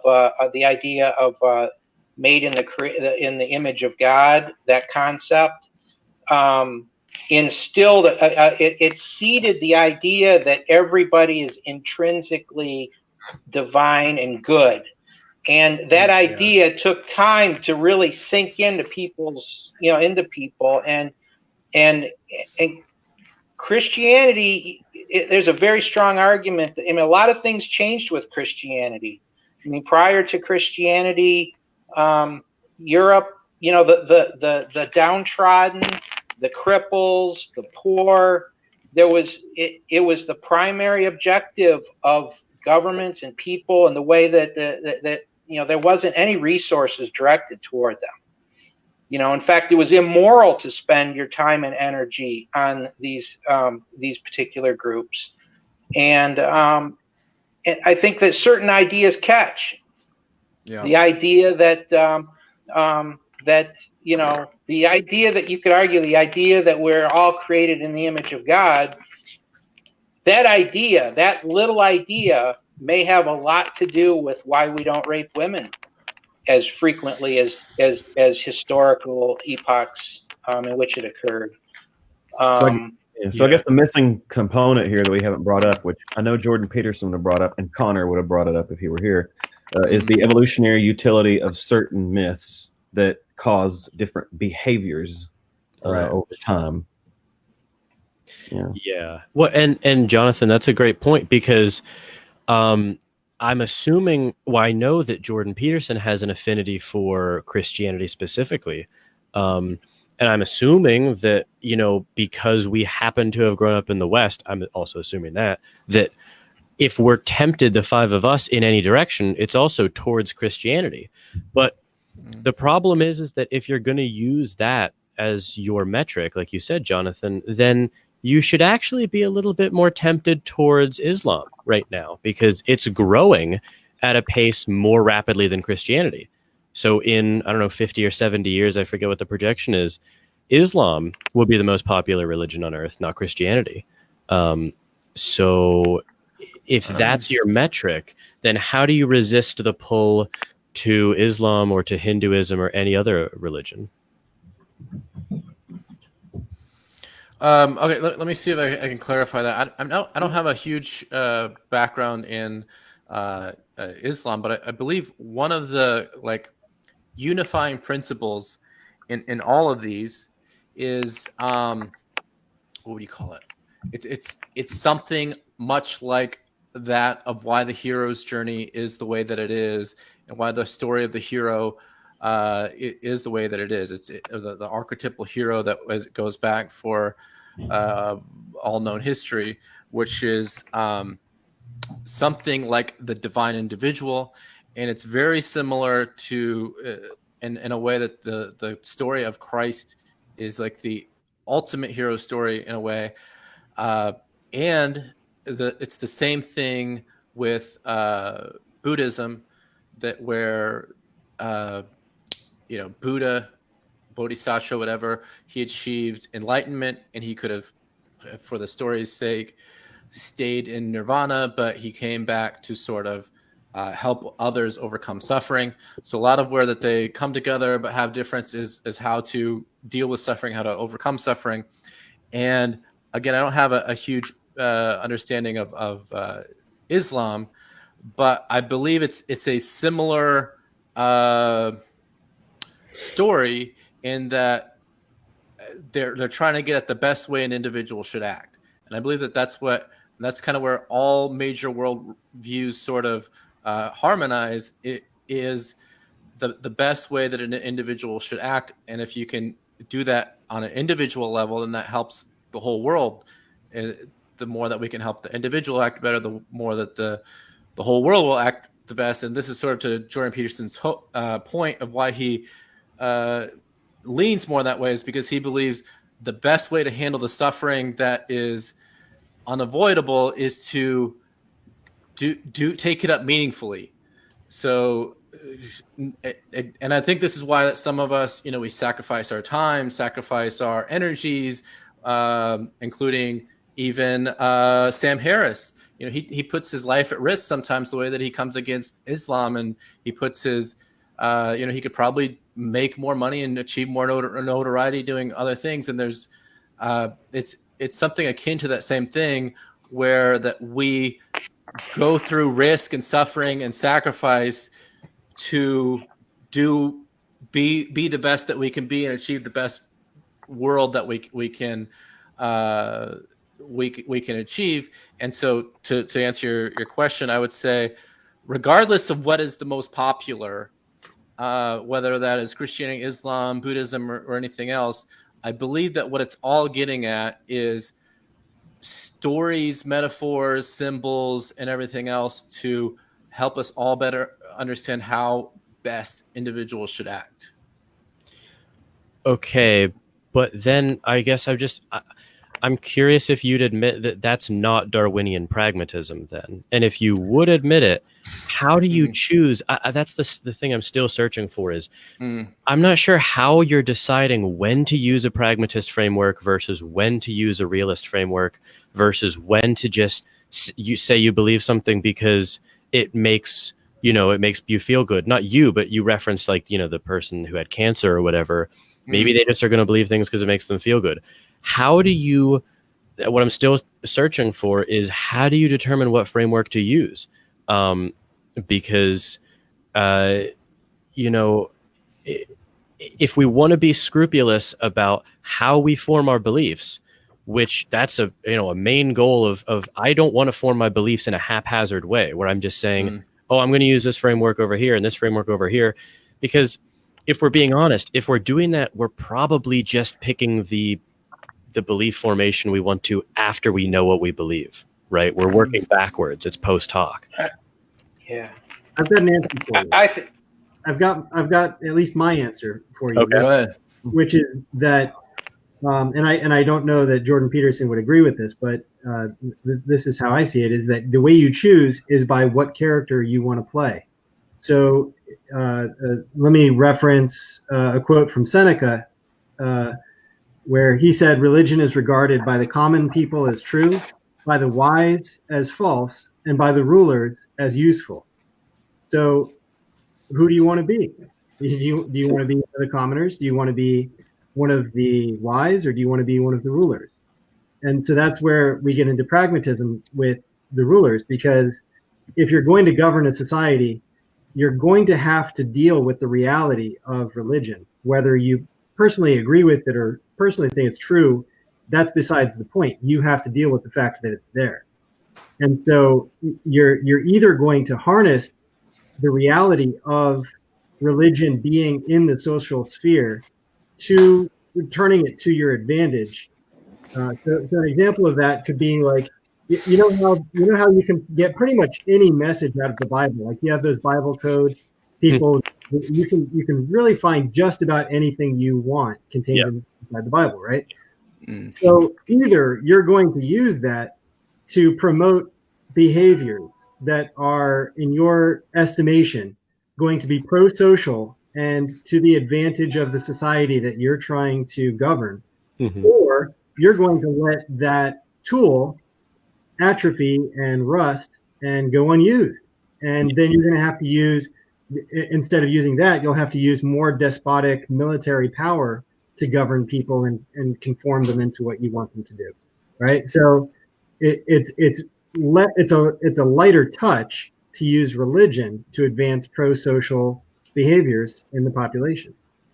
Sure, but Jesse, I'm just curious, you don't think, or maybe you do, I'm asking, do you think any of that, the utility of using religion to control masses or not, do you think any of that has anything to do with whether God actually exists or not, and whether his name is Yahweh or not? I guess it depends on what society you're in. If you're in ancient Israel, then God's name is Yahweh. If you're in Aztec society, it would not do you any good to try to press that point. Sure, but that's not what I'm asking. I'm asking, does that have anything to do with whether there is actually a God named Yahweh? Right? Because like either Jesus like rose from the dead and is God's son, or he's not. And that question doesn't have any implication for me on whether we can use that myth strategically, whether on ourselves or on other people. What I'm asking you is, do you believe that the utility of that has anything to do with whether or not God did actually die and rise? Yes and no, because we have language, right? And we have to communicate using just these sounds that come out of our mouths. So that's our way of transmitting ideas. Probably an imperfect one, because what's going on in my brain and what's going on in your brain, it's hard to interface that using the language, right? And so I see religion as a type of language. Those stories are a type of language in a way, and so that's what I'm saying is that the rulers are using that language to what they're doing with society is what a poet does with words. What they do with religion, zooming it to a different scale. That's what a poet does with words, and you can write bad poetry and you can run bad societies. And so, is language true? Is language real? That's a very strange question to pose it that way. No matter how you conceptualize. So here's a simplistic example of what I'm trying to say. I think. Just stick with that example for just 1 second. I was just going to ask you before we change examples. Sure. Is it intelligible for you to understand, or like not that came out poorly? Do these two claims make sense to you? Like, can you make sense of them? I think it's possible that God could be real, like the Christian God could be real, and the rulers could use that myth to the advantage of to control the population, and God could also not be real, and the rulers could use that myth to the advantage of controlling their population. Are those two claims intelligible to you? Like, we can make sense of those claims, right? Right. Yeah. And I don't think we're in a position to be able to definitively answer either of those questions, because what we're trying to do is conceptualize God using these human brains. Okay. Yeah. And although I think you do have to admit that in history recent, and Christianity is often seen as a threat to the government, as you see in Mao and in Russia, and in the first few 3 centuries of Christianity. So it hasn't historically always been seen by governments as useful. Yeah. Christianity, no, but religion or anywhere.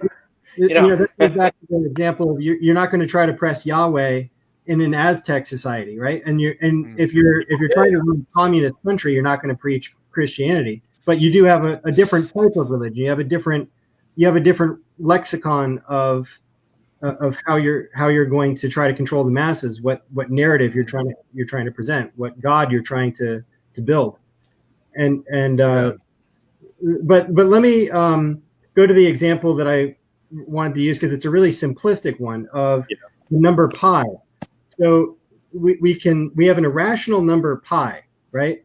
Now, what is the number pi? If I say 3.1415, I could keep naming decimals, right? But eventually I'm going to run out of time, because I can never tell you what the full number is.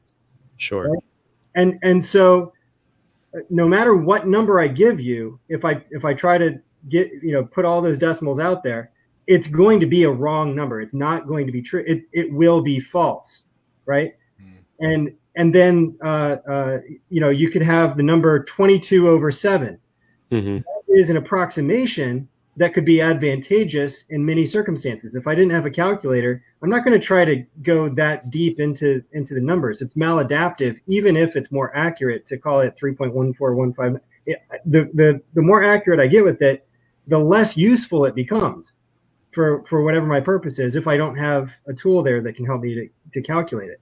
So depending on the society that we're working in, if you have a very primitive society, 22/7 is probably where you want to get it, because it's going to have to be low resolution. They don't have the bandwidth to be able to, the general population is not going to be able to even if there is a more accurate or higher resolution vision of what reality is, that's maladaptive to present them with. But if you have better tools, you can use closer approximations.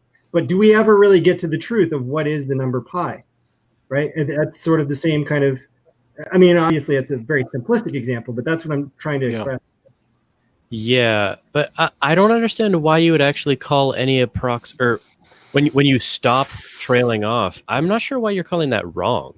It's just incomplete. Like if you say pi is 3.1415, and then I don't know what the next number is, but maybe it rounds down and you leave it at 5, it's not wrong. It's just incomplete. But if I say pi is 4, well, what if I say it's wrong? What if I said pi is 3? I mean, it depends on where you're sending it. Yeah, right? but that's exactly my point. But it's not. You're going to get.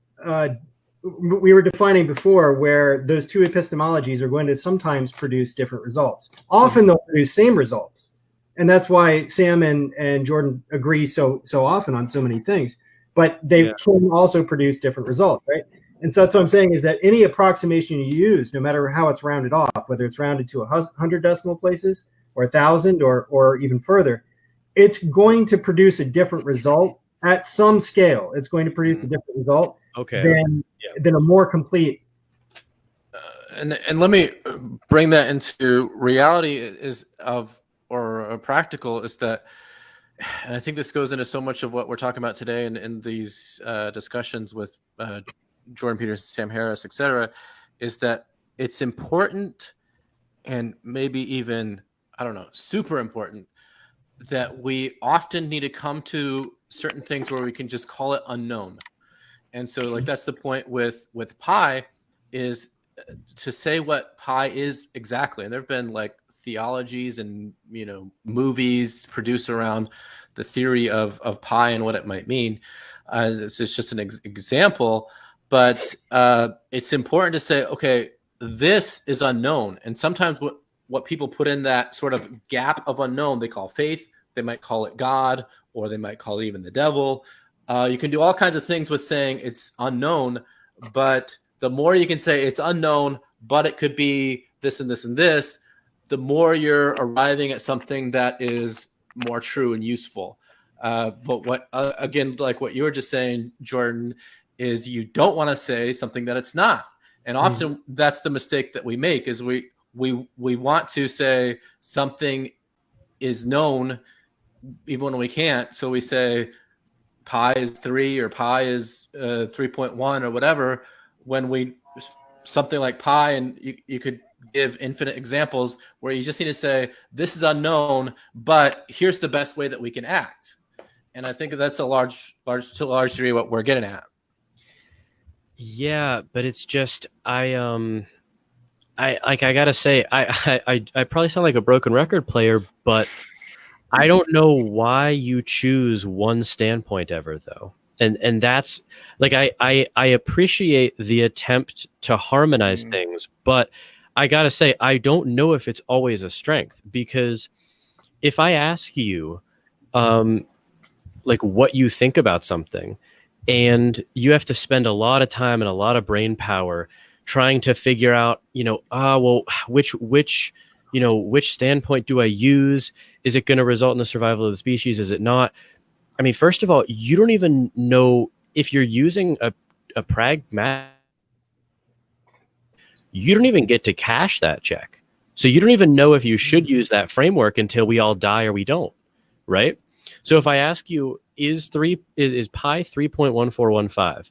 And you're like, well, I know it goes I know that the numbers go farther than that, but at the same time, I know I kind of have to give them an approximation here.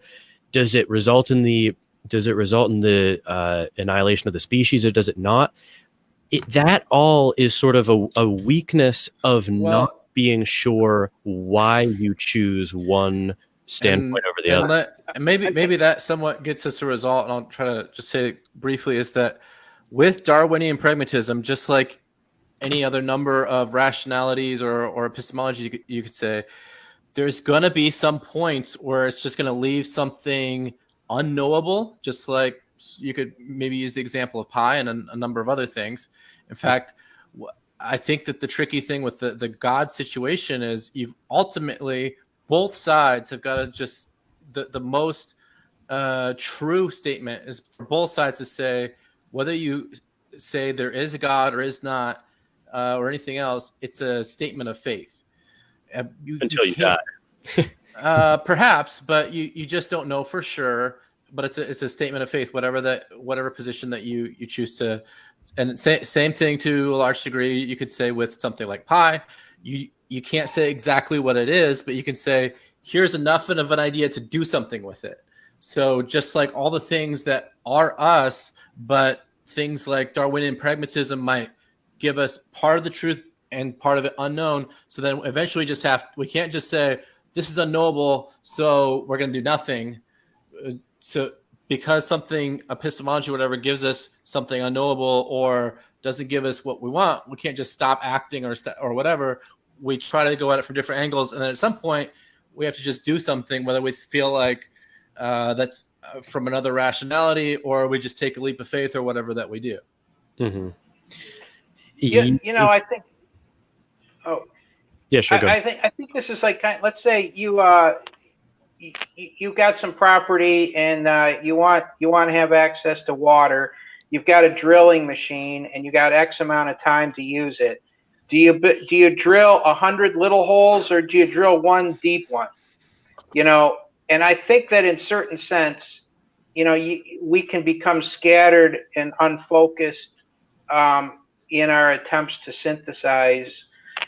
And sometimes I think it's helpful to kind of recognize a certain place or a certain place where we can kind of drill down and, whether it be a particular tradition, that isn't to say in an isolated manner, but because I think we can learn from each other, and that's really helpful. But I think, Jordan, what you're saying is something along those lines, that if you're not taking this side or that, you might be diluted in terms of obtaining life, because you can only go so deep when you spread out too thin. Yeah, it's that, but it's more than that. I think when you pick and choose, it's this kind of, I don't see how it's not purely post hoc. Like it seems to depend on the subject matter, and that doesn't seem to be a robust way to form your beliefs, from my eye. Like if I don't know if I want to use Darwinian pragmatism until you tell me what the belief is, and then I'm like, I'm kind of on the fence. Do I want to be a realist here? Do I want to be a pragmatist? And then you reveal the conclusion. I say, whoa, okay, I'm gonna change my mind. I want to go to the pragmatist side now. Or if it's a different question, you reveal what the conclusion is. Whoa, I want to go to the realist side now. That's not a robust way to form beliefs, in my opinion. And so here's what I'm trying to say. If you want to use both belief formations, that's fine. But then you're responsible, I think, to lay out when is it appropriate to use one over the other. Because obviously it's simple. If you believe that pragmatism is true, then you never have to use a realist case. And if you believe realism is true, you don't ever have to use a pragmatist case. But if you want to use both, I think it's your responsibility to, like, logically speaking, put forth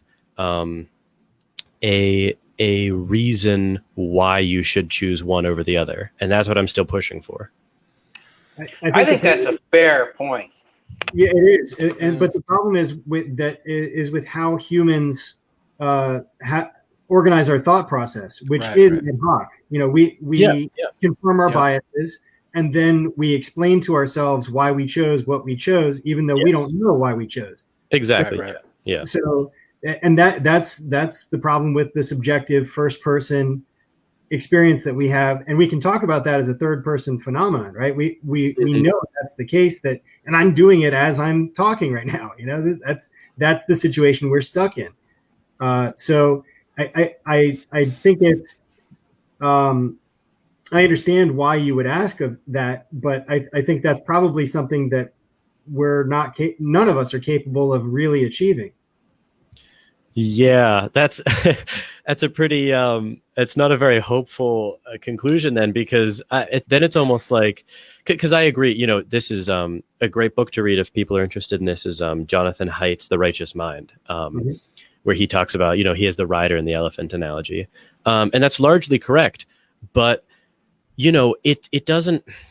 Here's the problem: is if that's the end of the story, then let's just let's never do a live stream again, because what's the point if we're all just gonna I mean, that's probably true in any given conversation in the short term, but I mean, I'm sure all of you guys have changed your mind on something, and I can name a ton of things that I was just beaten down by the arguments given to me, and I had to change my mind. It wasn't pleasant to do that, but over time, you do.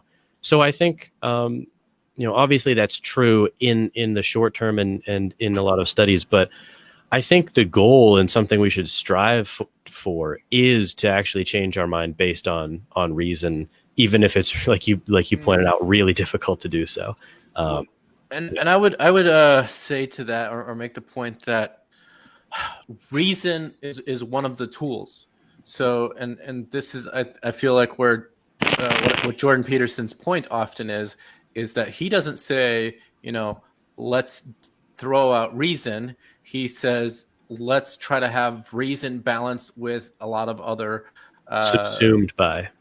Let's try to have reason as much as we can balanced with a lot of other things. And the reason that he makes that point, I believe, as to what we're talking about right now, is that if you only use reason, it'll only get you so far, and then you're going to run into a lot of unknowns.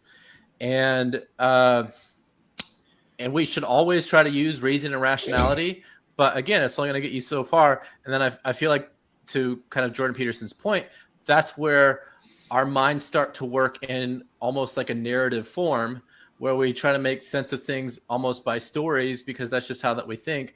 Where it's like, okay, rationally, like you could think of like any number of movies or books that made no sense, or you could find all these plot holes, or say that's BS, to this and that in a movie or book. Great time. But but it caused you to learn something, or it caused you to feel an important feeling, and that's really what it was getting at. And sometimes we have to do that, and of course we should try to work in rationality as much as that we can, but then that'll only get us to a certain point, so we want to balance that with other things. And to kind of wrap that up, the other point that Jordan Peterson makes on that is that if we only use rationality, sometimes it can lead to making bad choices. Like you can, and that's the point that he often makes, is like rationalistically, from certain perspectives, you could justify being, an Auschwitz guard, is the example he often gives, and purely from a rationalistic perspective. And this is the tricky thing, is if you say purely from the Bible, for example, you can draw any sort of meaning out of it. Same thing with rationalization. Purely from rationalization, you can justify just about anything. So that's why I feel like the point Peterson is trying to get at is, let's not just use the Bible. Let's not just use stories or even the hero's journey or anything else. Let's use rationality and all these other tools, and then just try to do that to our best. And then over time, we evolve psychologically and everything else. Yeah, and real quick, I hate to quibble at the end of it, but I would actually love that. I would love that if what you said about Peterson was true, but it's could use reason and balance with other things.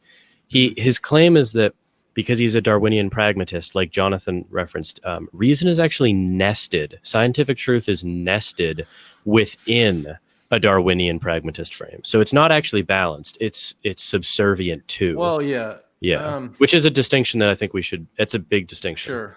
Yeah. I would love that. Yeah, I would love if what you said was true about him.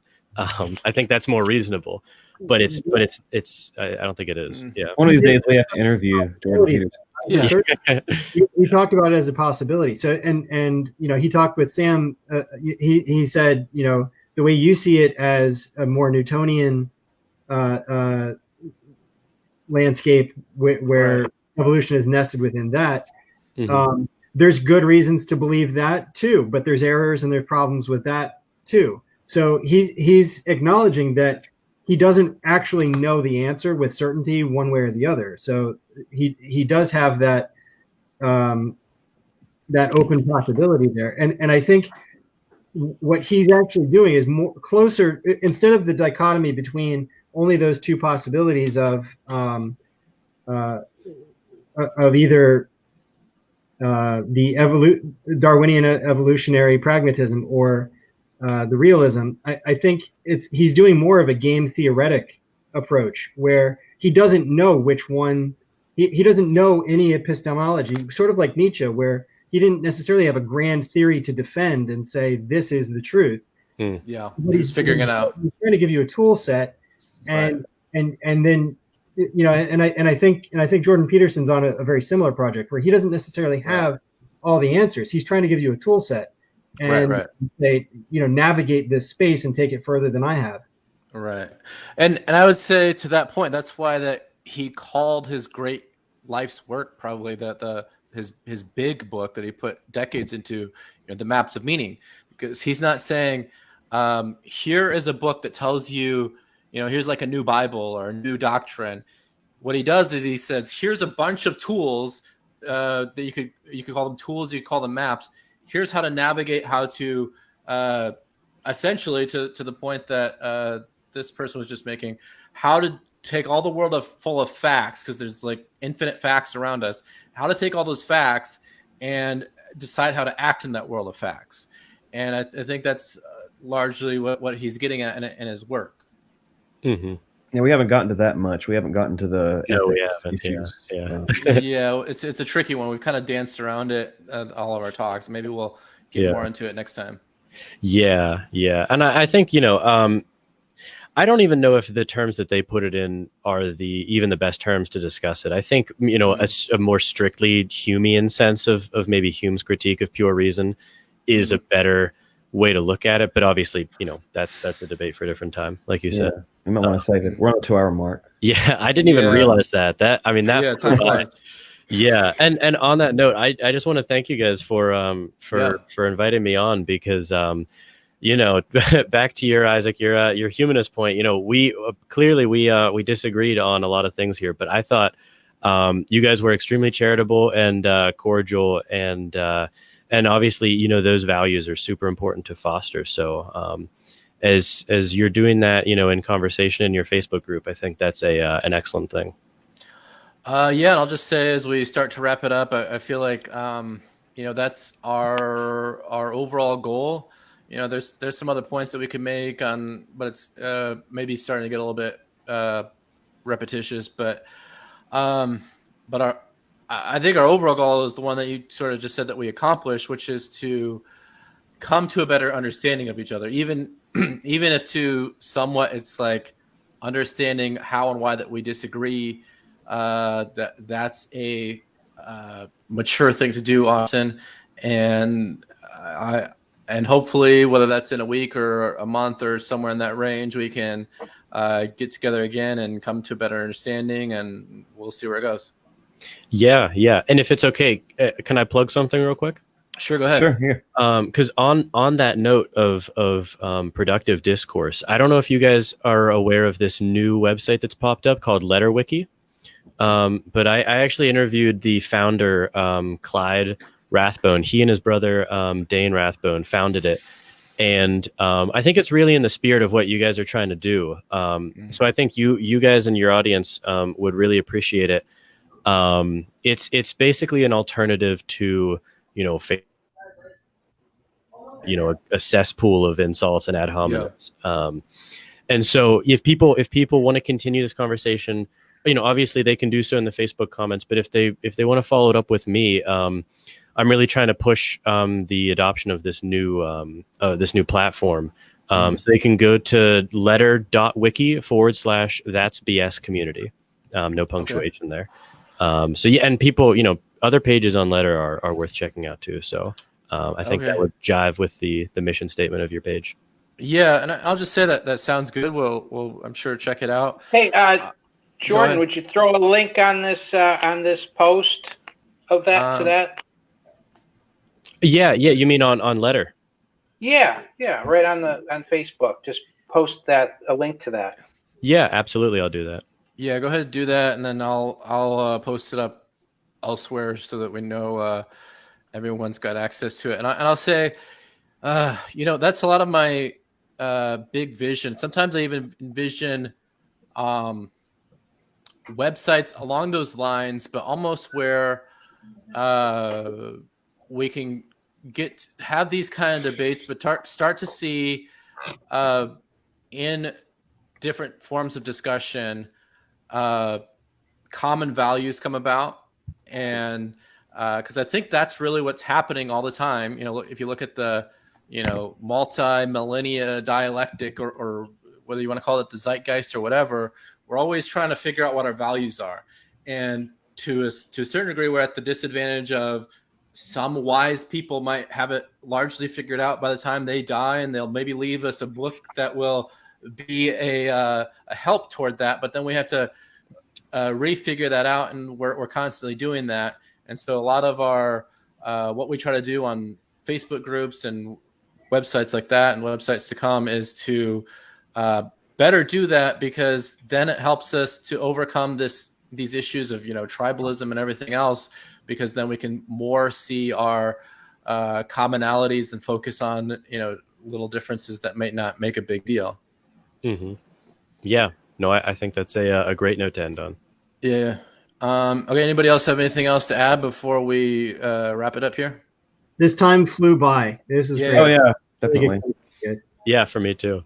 Yeah, I would love to be on your show, Jordan. That's BS. I'm a big fan of it. So yeah. Yeah. Well, I think, Isaac, if it's okay, I think we talked about maybe reposting the conversations that we have there, so that my audience can be exposed to you guys. Yeah. Yeah, absolutely. Do however you want to do that. You're welcome to. Okay, great. Yeah. And then we just kind of threw this together as like hey, how about this the last few days? And so if we want to do it, maybe in the next couple weeks or whatever works for everybody, and maybe even one or two other people, whether that's from your friends or anybody that's ever with us, that's fine, and we'll kind of just continue this, whether it's on this channel or your YouTube or whichever. Yeah, that sounds good. I'd love to continue the conversation. All right. And then that link is in the private comments. I'll post it in the other comments. Okay. But great. I'll just add it after the fact too. Sure. Wherever this is. All right, cool guys. Again, the time flew, but we I think got a lot done, and let's try to coordinate in the next couple weeks or so, and we'll keep it up. Yeah. Thank you again, guys. This was fun. Yeah, right. Definitely. Yeah, fun. All right. Thanks a lot, guys. Have a good one, and we'll see you next time. Take care. Bye. Bye.